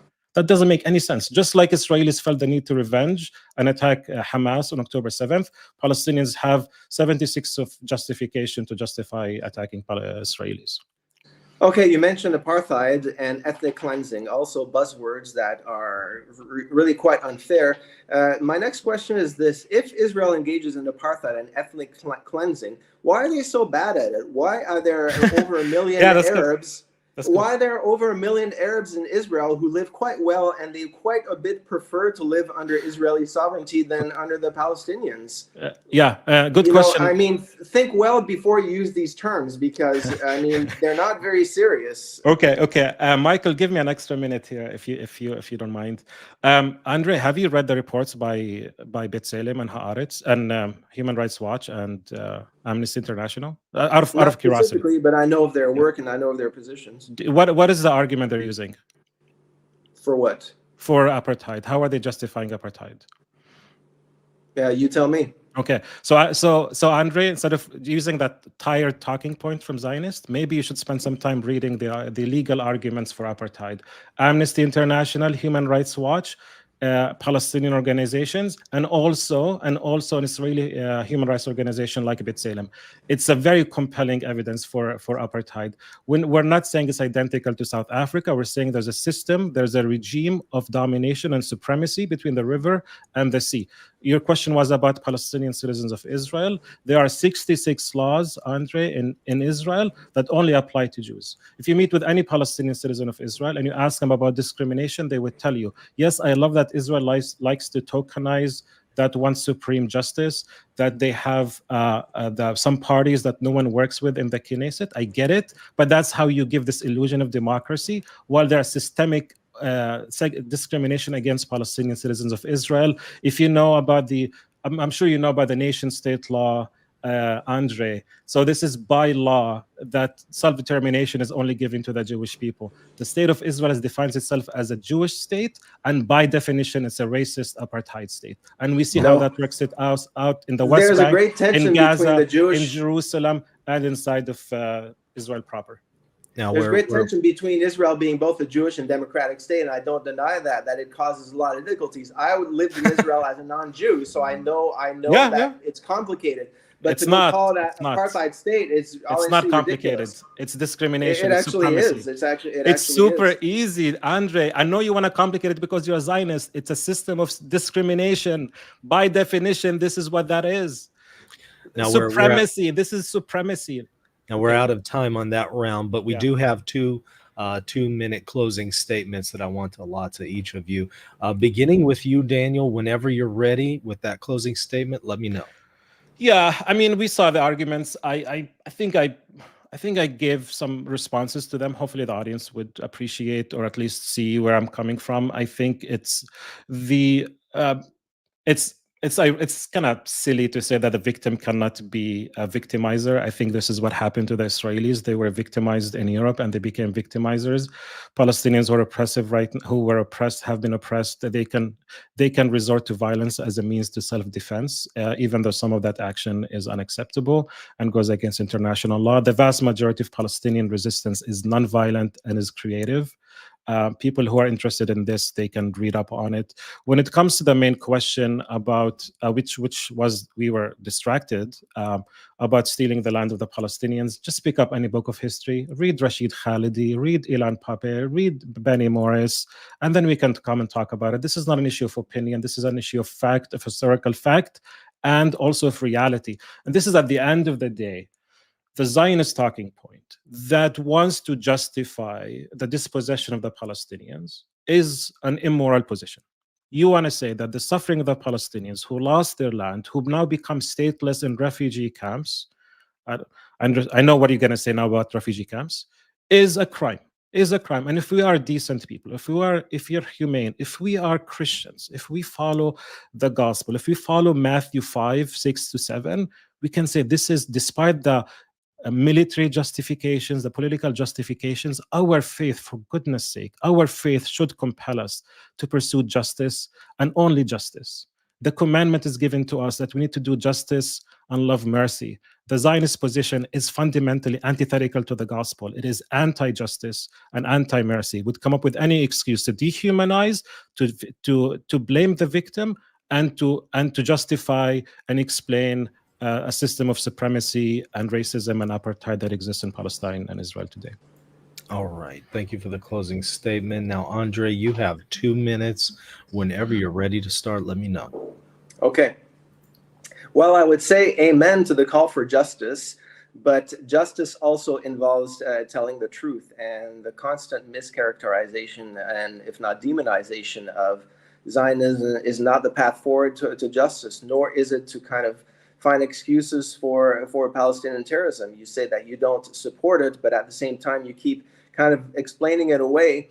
And once again, I spent 12 years in Israel, and I've heard a lot of this discourse from both sides. And what I keep hearing all the time on the Israeli side, now I'm not sure how it is after October 7th, but there was always a desire for peace. There was always a desire to make painful compromises, to live side by side, a certain willingness for the two-state solution from probably a majority of Israelis, though probably now it's no longer the case.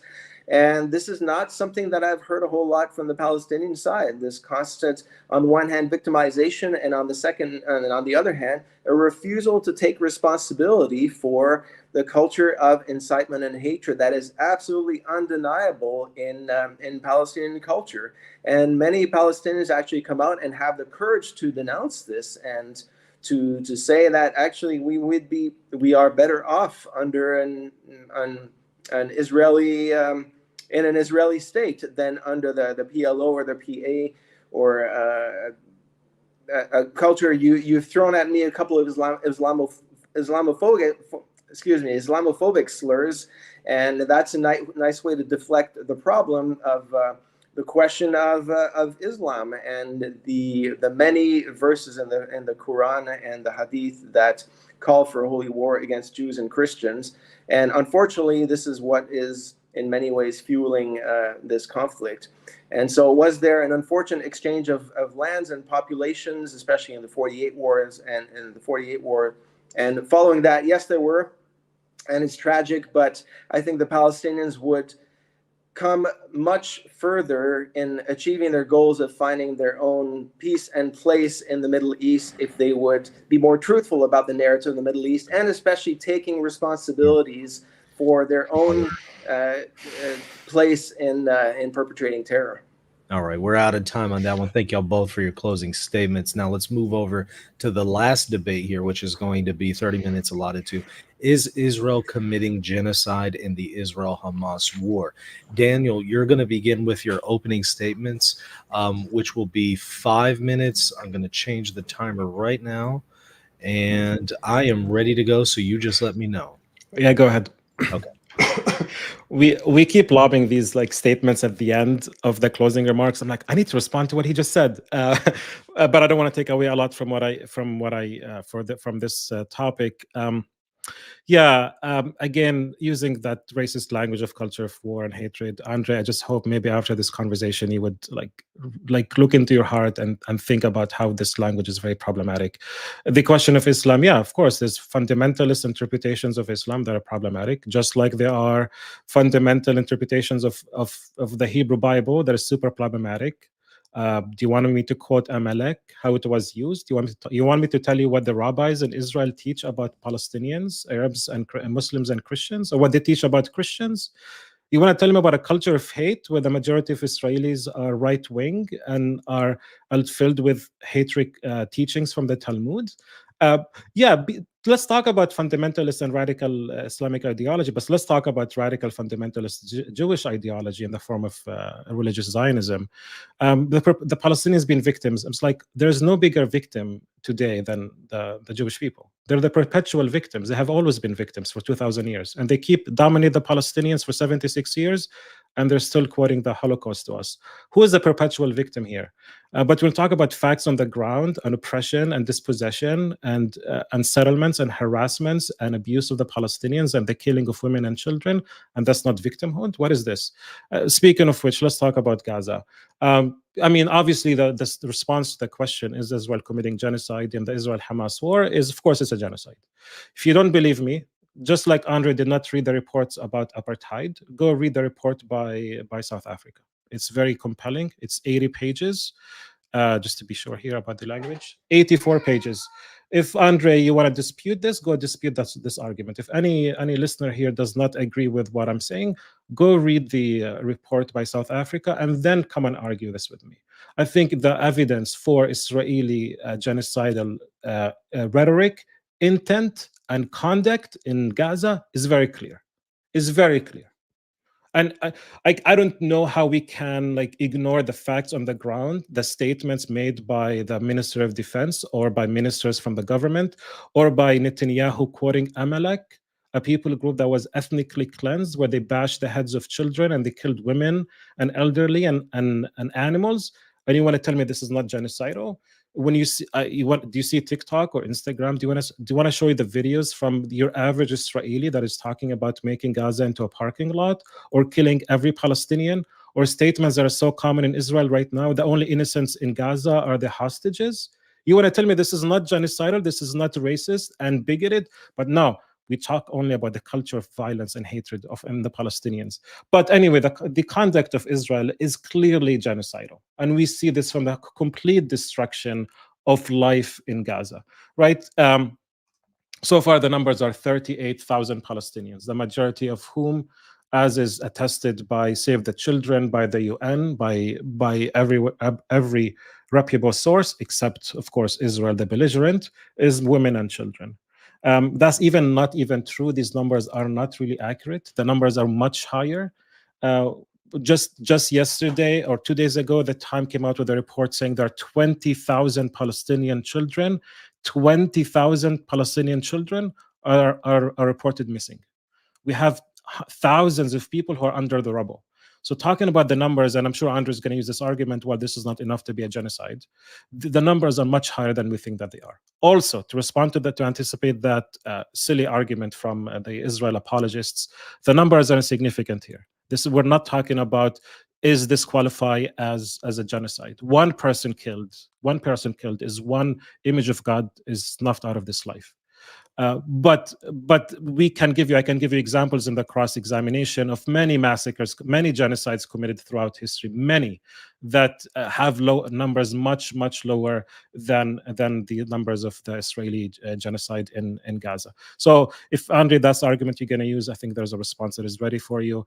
But also Avi Shleim, a Jewish Israeli British historian, made the argument recently, this is not a genocide. This is a complete destruction of everything. This is scholasticide. This is sociocide. This is educide. No one is graduating from Gaza. All the universities are blown up. All the vast majority of vast majority of the hospitals are not functioning. Infrastructure is gone. This is not just a genocide. This is a whole loss of life and a future in Gaza. Also, we are also talking about so many thousands of Palestinians are going to die because of preventable disease. That is resulting from this war. Also, I know many Christians. Officially 21 or 22 Christians were killed in Gaza, finishing with this point, Michael, were officially killed by a strike and sniper bullets. But at least personally, I know 3 Christians, not my Muslim friends, many were died, 3 Christians who were killed because of preventable disease, because they could not go to the hospital, because one of them had a dialysis that he couldn't do, one had a stroke and she died, and so on and so forth. So the numbers, even we talk about 38 or 50,000, that's actually not even true. But also the point is, it's not about the numbers, it's about the whole destruction of life and future in Gaza. All right, I'm going to add a little extra to your time for your opening statement, Andre, to account for wrapping up the thoughts here. So let me know whenever you're ready, and I'll hit that timer. Okay, I'm ready. Okay. So once again, I want to return to that distinction I made at the very beginning, that on a human level, I very much sympathize, and of course it's heartbreaking, and of course it's tragic to hear about the Christians who have died in Gaza, and the loss of life is certainly very significant. And so on that level, it's not pleasant to engage in a debate when we're actually talking about people dying, many of whom are innocent people dying. But still we have to do it because it is a debate. And for this, I will quote, I think it's Douglas Murray who said this: "You don't get to start a war and then complain when you lose it." It does sound a little bit heartless, but I'm going to say it again. You don't get to start a war and then complain when you lose it.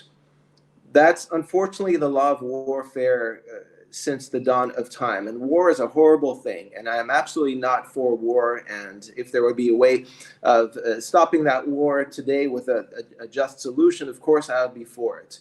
But we cannot pass in silence, of course, what happened on October 7th, which was 100% not just a declaration of war, but if you want to talk about genocide, well, there was a great example of genocide, of entering Israel and massacring whole families, burning them alive, killing children, raping women, and not to mention the 200 and some hostages that were taken to Gaza. So if that was not a declaration of war, then what is?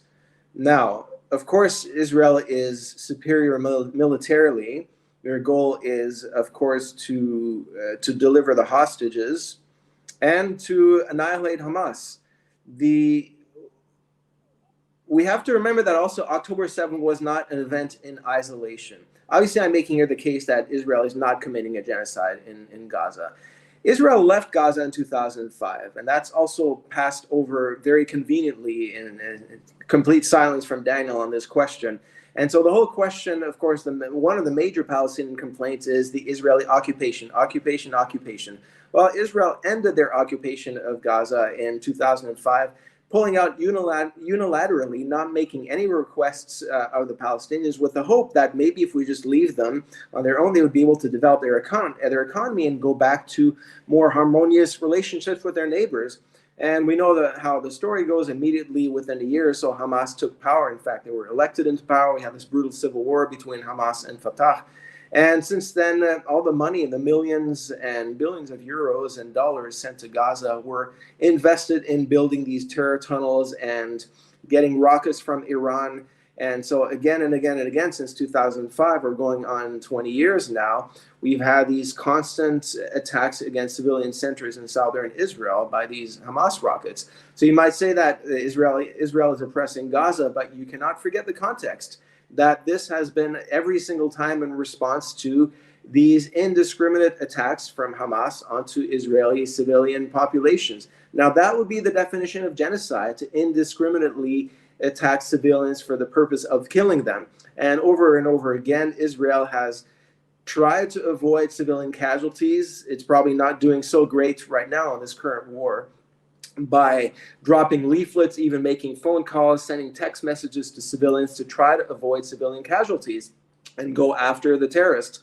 Unfortunately, what does not go a very long way for raising sympathy for the Gazans is that by latest polls, I believe something like 75 to 80% of Palestinians support Hamas. By far more Palestinians support Hamas than even the PA. And so what to do with that? I mean, this is not going to raise a whole lot of sympathy on the part of the Israelis, who are still reeling from their hundreds of civilians who were massacred, and they're still, weeping for those the hostages that they hope will be released. Now, there have already been several initiatives for ceasefires, and Israel has actually accepted U.S. brokered ceasefires and so on. And several times already, Hamas has turned down the various ceasefire offers. Now, we would all want this war to end. Let's hope that Hamas will surrender and that they will release the hostages. The war would end today if they would only do that. Let's also remember, when all these casualty figures, that most of them are provided by Hamas themselves. And so how many of those are combatants? No doubt that children have been killed and women have been killed and innocent people have been killed.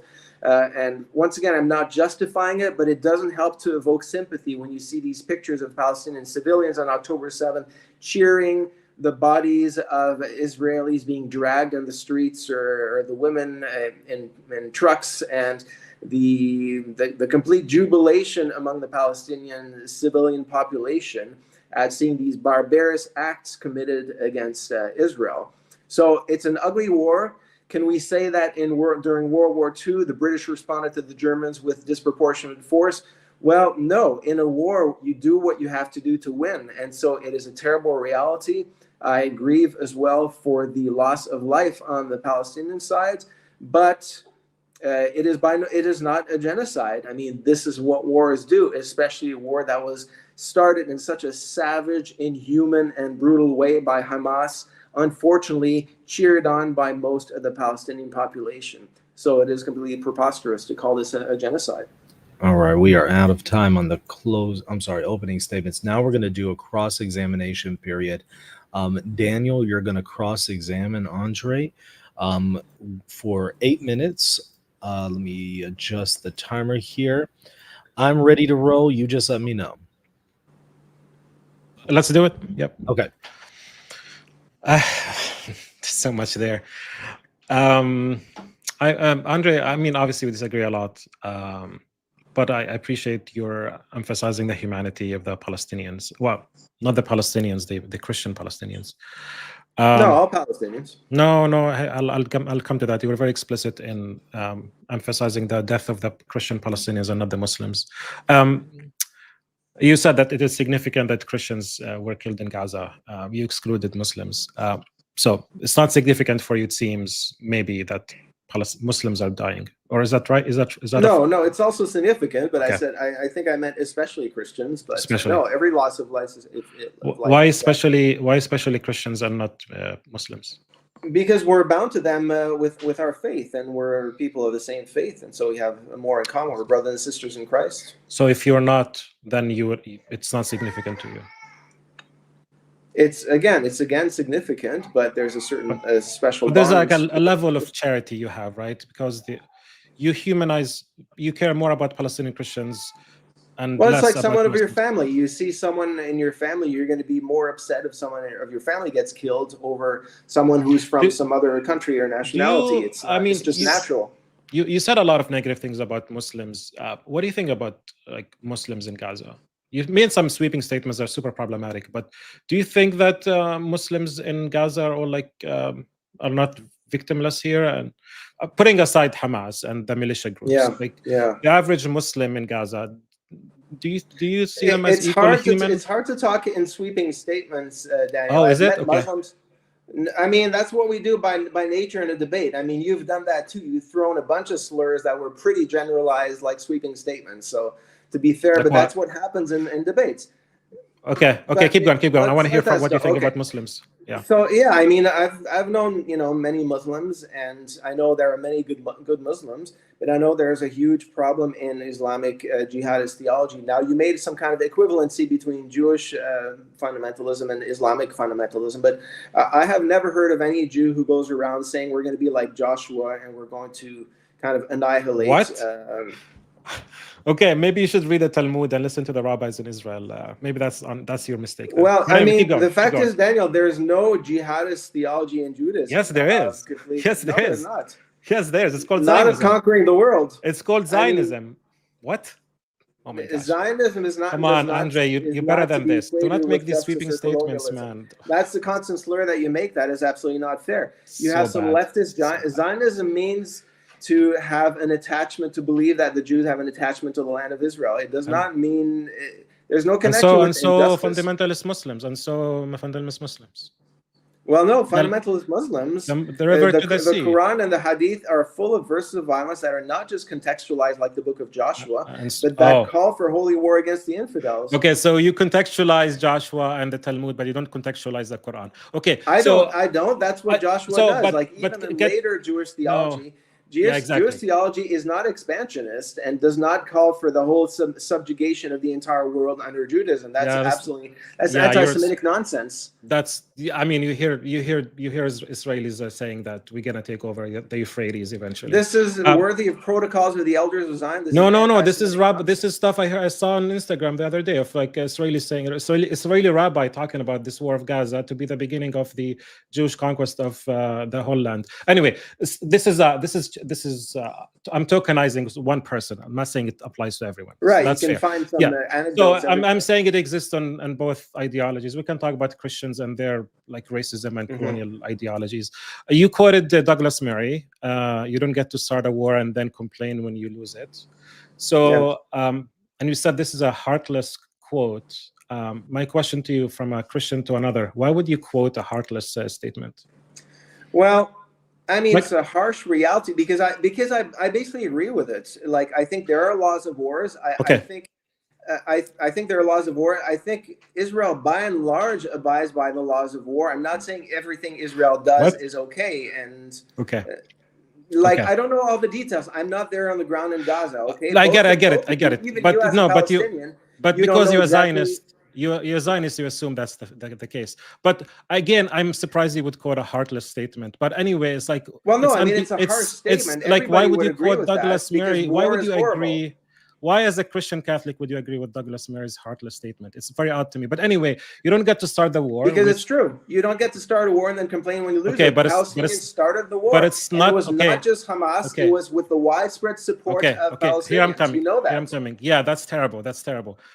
So again, with the stereotyping, with that racist rhetoric, Hamas started the war. It's not stereotyping. Polls, they have polled Palestinians. Andre, stick with me. Over 60% stick with my agree question. that the actions of Hamas were legitimate.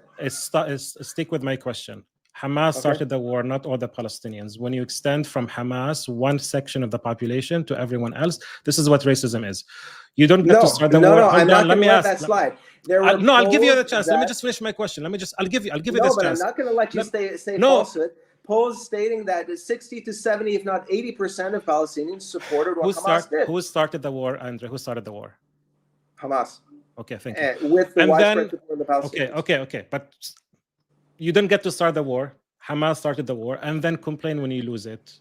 Who's complaining? Hamas is not complaining. Who's complaining? Well, Hamas is the government of the Palestinians in Gaza. Who's complaining? They're not complaining. If you read Hamas, they're not complaining. They're actually very proud of what they're doing, and they keep posting videos of killing Israeli soldiers. Who's complaining, Andre? I mean, mostly the Palestinian civilians, I Okay. suppose. Okay. So you see what you're doing there, Andre? How you're conflating one militia group with all Palestinians. This is Well, how unfortunately, that's what this is happens so in war. entrenched. Just like in Germany, the German Okay. civilians could complain, Andre, well, I I didn't wish vote for Hitler. I wish I you mean, would that's why recant. war is so terrible. I wish you would recant the quote from Douglas. You're not going to do this. You don't really make any argument to justify your position. You kind of got distracted a lot. Which one? The whole conversations about Israel leaving Gaza in 2005, rockets, 75 response. These are not arguments for the question. Like you failed at responding to the question. I mean, they're contextual to say that all this has built up. I understand. I'm not... saying you distracted yourself by not responding to the question. So by definition, you failed at answering the question.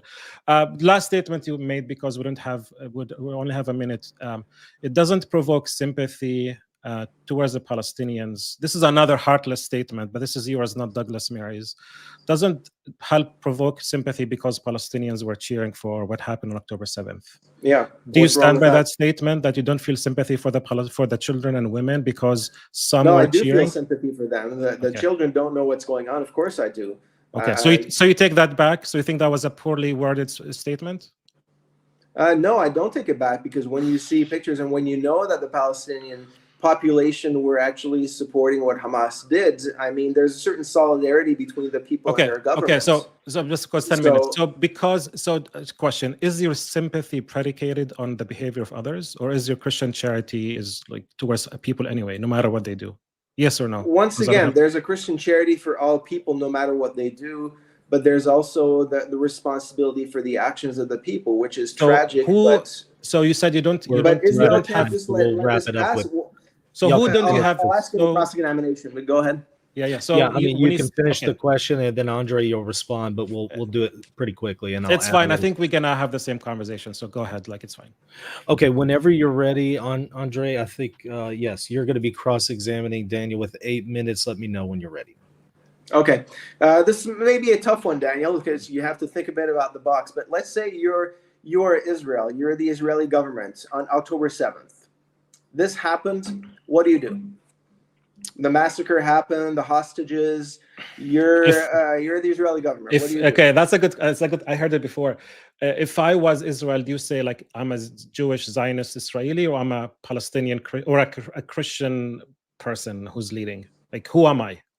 Like what ideology do I follow? More than like the Israeli government. Like I would kill all Palestinians. I would kill all Palestinians. You would kill all Palestinians? Yeah. I mean, that's what Zionism stands for. I mean, yeah. No, I'm saying if I put you out tomorrow, or let's say October 7th, you are the Prime Minister of Israel. So, okay. This is a very problematic question, and not because it's outside of the box, because I'm saying, like, how do you, as a Palestinian who's hurting because of this war, how do you put yourself in the shoes of the? I realize it's a very difficult question. It's very terrible. Try you just had 1,200 of your people slaughtered and massacred, and over 260 hostages. So, what do you think would be a right, like an ethically? An ethical decision is to have a swap of prisoners, a swap of hostages. When it comes to avenging those Israelis who were killed, if I don't think that Palestinians are human and they deserve dignity and due process and not to be exterminated and be in genocide as we are seeing, of course I'm going to do what I'm doing. I'm going to do exactly what Israel is doing. Fundamentally, Israel is built on Zionism, which is a supremacist ideology that does not. I don't need those slogans again. But that's my slogan. But I'm a Zionist.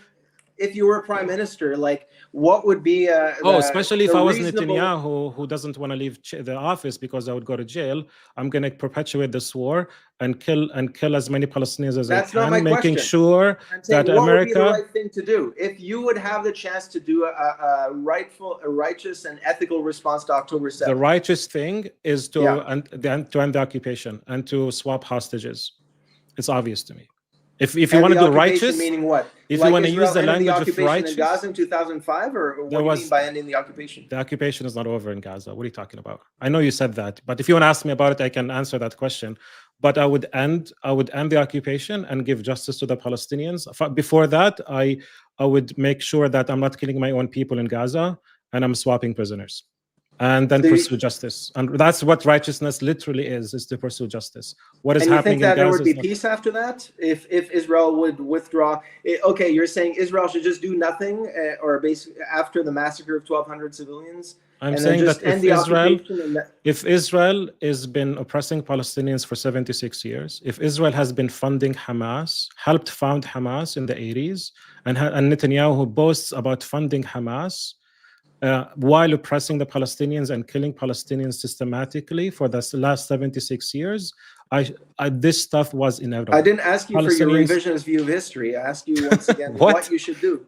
I should end the occupation and pursue peace and justice with the Palestinians, period. And then there would be peace if they would end the occupation? Everyone wants peace. Everyone wants to live in peace. But you cannot have peace without justice, Andre. That's what you're missing as a Zionist. There's no justice, I'm not missing no it. peace. Another mischaracterization. I am No. just as much as not. Do you want justice? Do you want justice Yeah. for the Palestinians? Yeah. Do you want the right of return?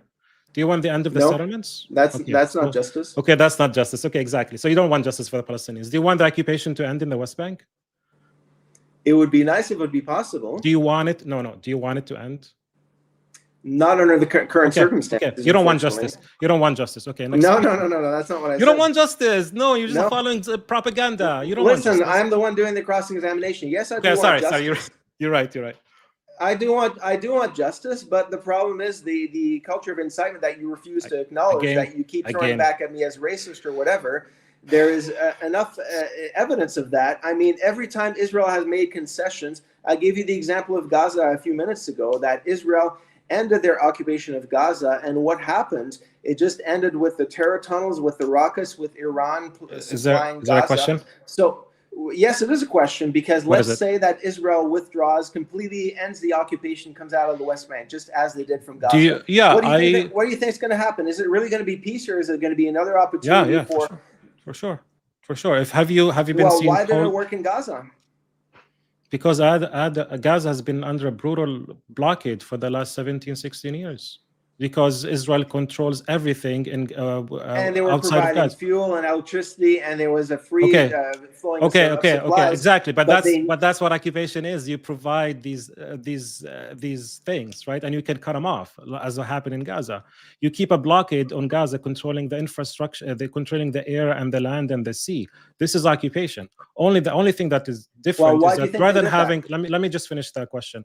Rather than having the guards of the prison, the concentration camp within the yard, they move to the outside of the yard. But the concentration camp remains a concentration camp. The open air prison remains an open air No. prison. Concentration camps that are made to annihilate people, throw them in gas chambers. Gaza was not a Not all of them. concentration camp. Not all of them. But actually, that's what's happening right now. You're annihilating people of Gaza. Well, it's So a I war, answer your unfortunately. question. Israel But has why been do you think they controlling- control the borders? Just for the sake of imprisoning the Palestinians? Do you not think there was maybe another reason? Well, of course, Israel has the reasons. Well, what are course. the reasons? Probably security. I mean, that's the main reason they use. But Okay, that doesn't that's not mean a valid that. reason. Is Iran not an actual threat to Okay, Israel? what's And your not just question? Iran, but all Okay. the Sunnis and Shia Muslim What's the fundamentalists. question, Andre? The question is, I've asked you already, you really think that if they would be honest now, if Israel would end the occupation, you really think Islamic fundamentalism and militant jihadism would go away? Yeah, that's a good question. So I would, I mean, that's also a good way to like move towards finishing this conversation. I think from my experience with meeting with Hamas members when I went to Gaza 4 years ago, my experience with being a Palestinian living among Palestinians, not a foreigner living in the land, the vast majority of Palestinians want peace. But Palestinians understand, fundamentally, Andre, my hope, my dream, my kid is to have Jewish Israeli kids.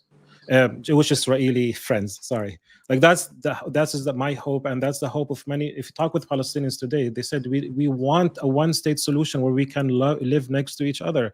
But to answer your question specifically, Andre, if you look at any of the polls that come, the surveys that come out of Palestine, there's an institute for surveys that come out of in Ramallah, comes out every month surveying Palestinians. Palestinians overwhelmingly want peace with Israelis. At the same time, Palestinians realize without peace, without justice, there's no peace. Without peace, there's no reconciliation. You cannot have peace while oppressing the Palestinians. You cannot have the boot on the neck of the Palestinians and expect them to be hunky-dory and peace-loving people. Peace means justice. Shalom to finish this idea, shalom is that state of reality when everything is made right.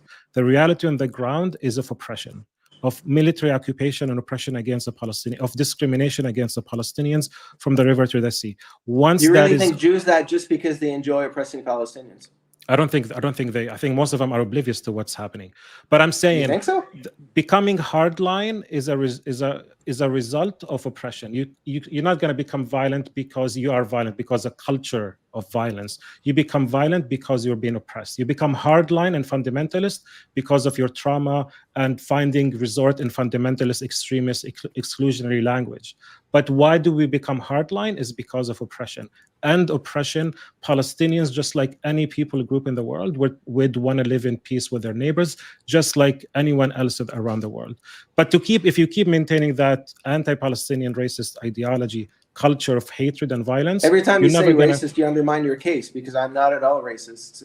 Neither are most Israelis. The most diverse using stereotypical society language. I've seen. I gave you many examples where your stereotyping, sweeping statements qualify as racist. But anyway, if you keep thinking that way, Andre, of course you're gonna think that about the Palestinians. But if you understand the context of oppression, and if you actually want to pursue justice for the Palestinians, not selective justice, I think we can move towards that together. But unfortunately, you're not there. So we're at the end of the cross-examination period, and we're going to move over into our closing statements with 2-minute closing statements. Beginning with you, Daniel, whenever you're ready, you just let me know.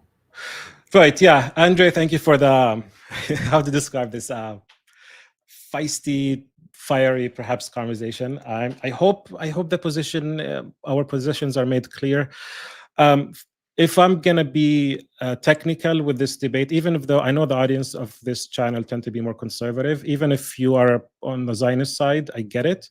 But if we're sticking with the rules of a debate, I think it's obvious that Andre lost the debate. He got distracted with so many talking points and propaganda, Zionist Haspara arguments, and ignored the questions at hand. I think it's very clear from the facts on the ground and the history that there was a process of ethnic cleansing of the Palestinians. Read any books if you don't believe me. Secondly, is this a genocide? Obviously, what's happening in Gaza is a complete wholesale destruction of life and of the future of the people of Gaza.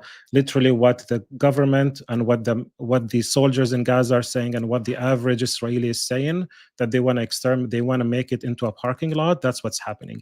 If you don't believe what I'm saying, look up the Amnesty International reports on apartheid. Look up the South African case for genocide, and then we can come and talk about it together. At the end of the day, and despite our theological disagreements, I think it's evident that Zionist ideology is fundamentally supremacist, and by definition, the outworking of that is stereotypical, sweeping generalization and even racism towards the Palestinians. And we're seeing this, whether it's how theology was formulated in the West that ignored Palestinians, even Second Vatican Council that talks about Jewish promises, and then Jewish Catholic responses to Second Vatican Council, which completely ignores the Palestinian. This is a thread that is very common, that the Palestinians are ignored, which is how I began this conversation.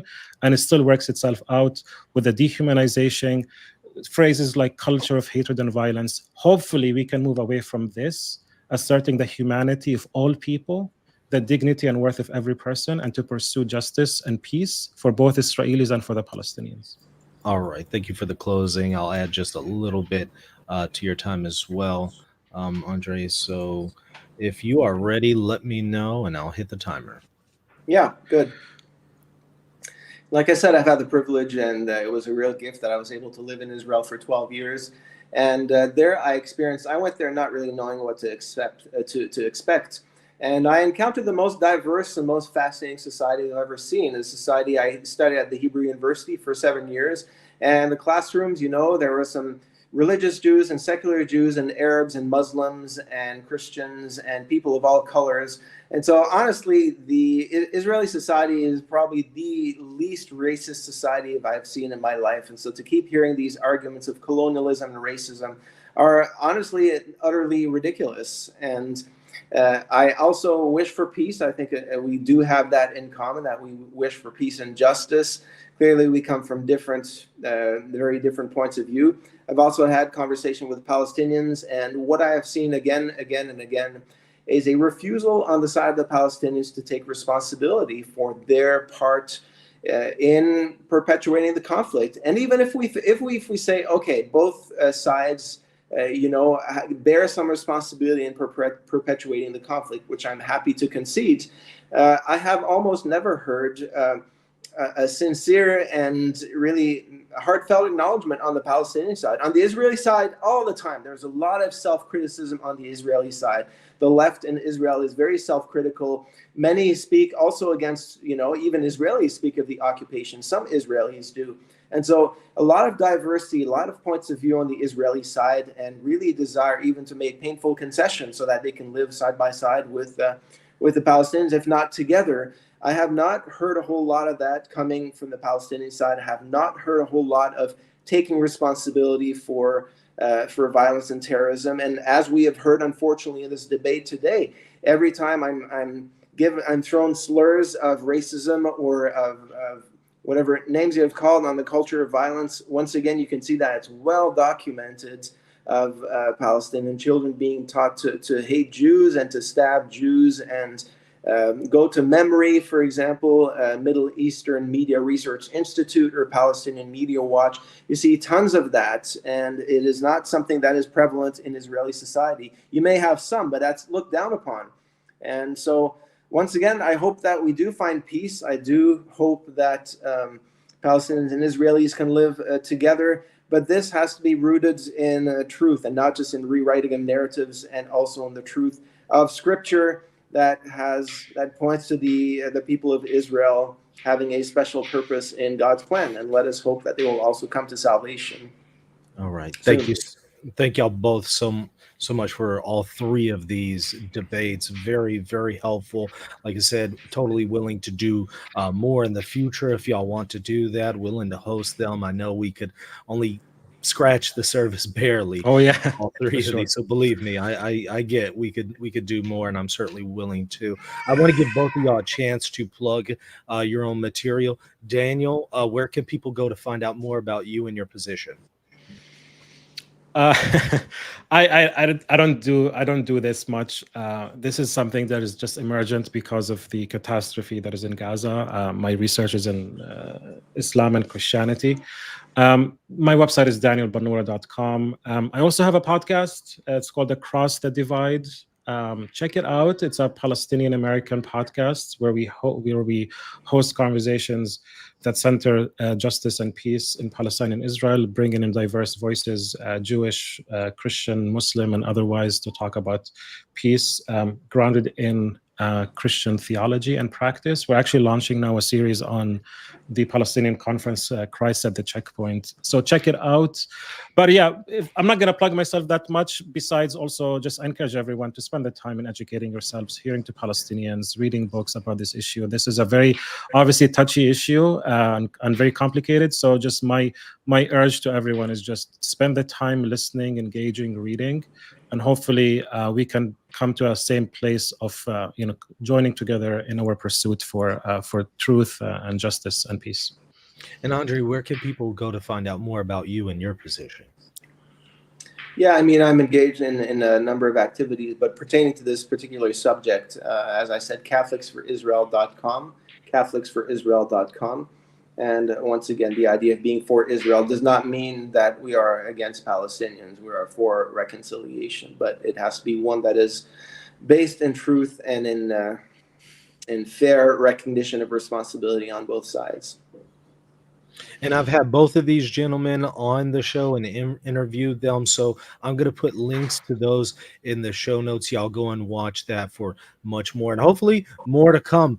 Thank y'all so much for watching. Hit that like button and the subscribe button. I know I took y'all over the allotted time, so I apologize for going over here, but thank y'all so much for doing it and being generous with your time. All right, we'll see y'all later. God bless. Okay, thank you. Thank you.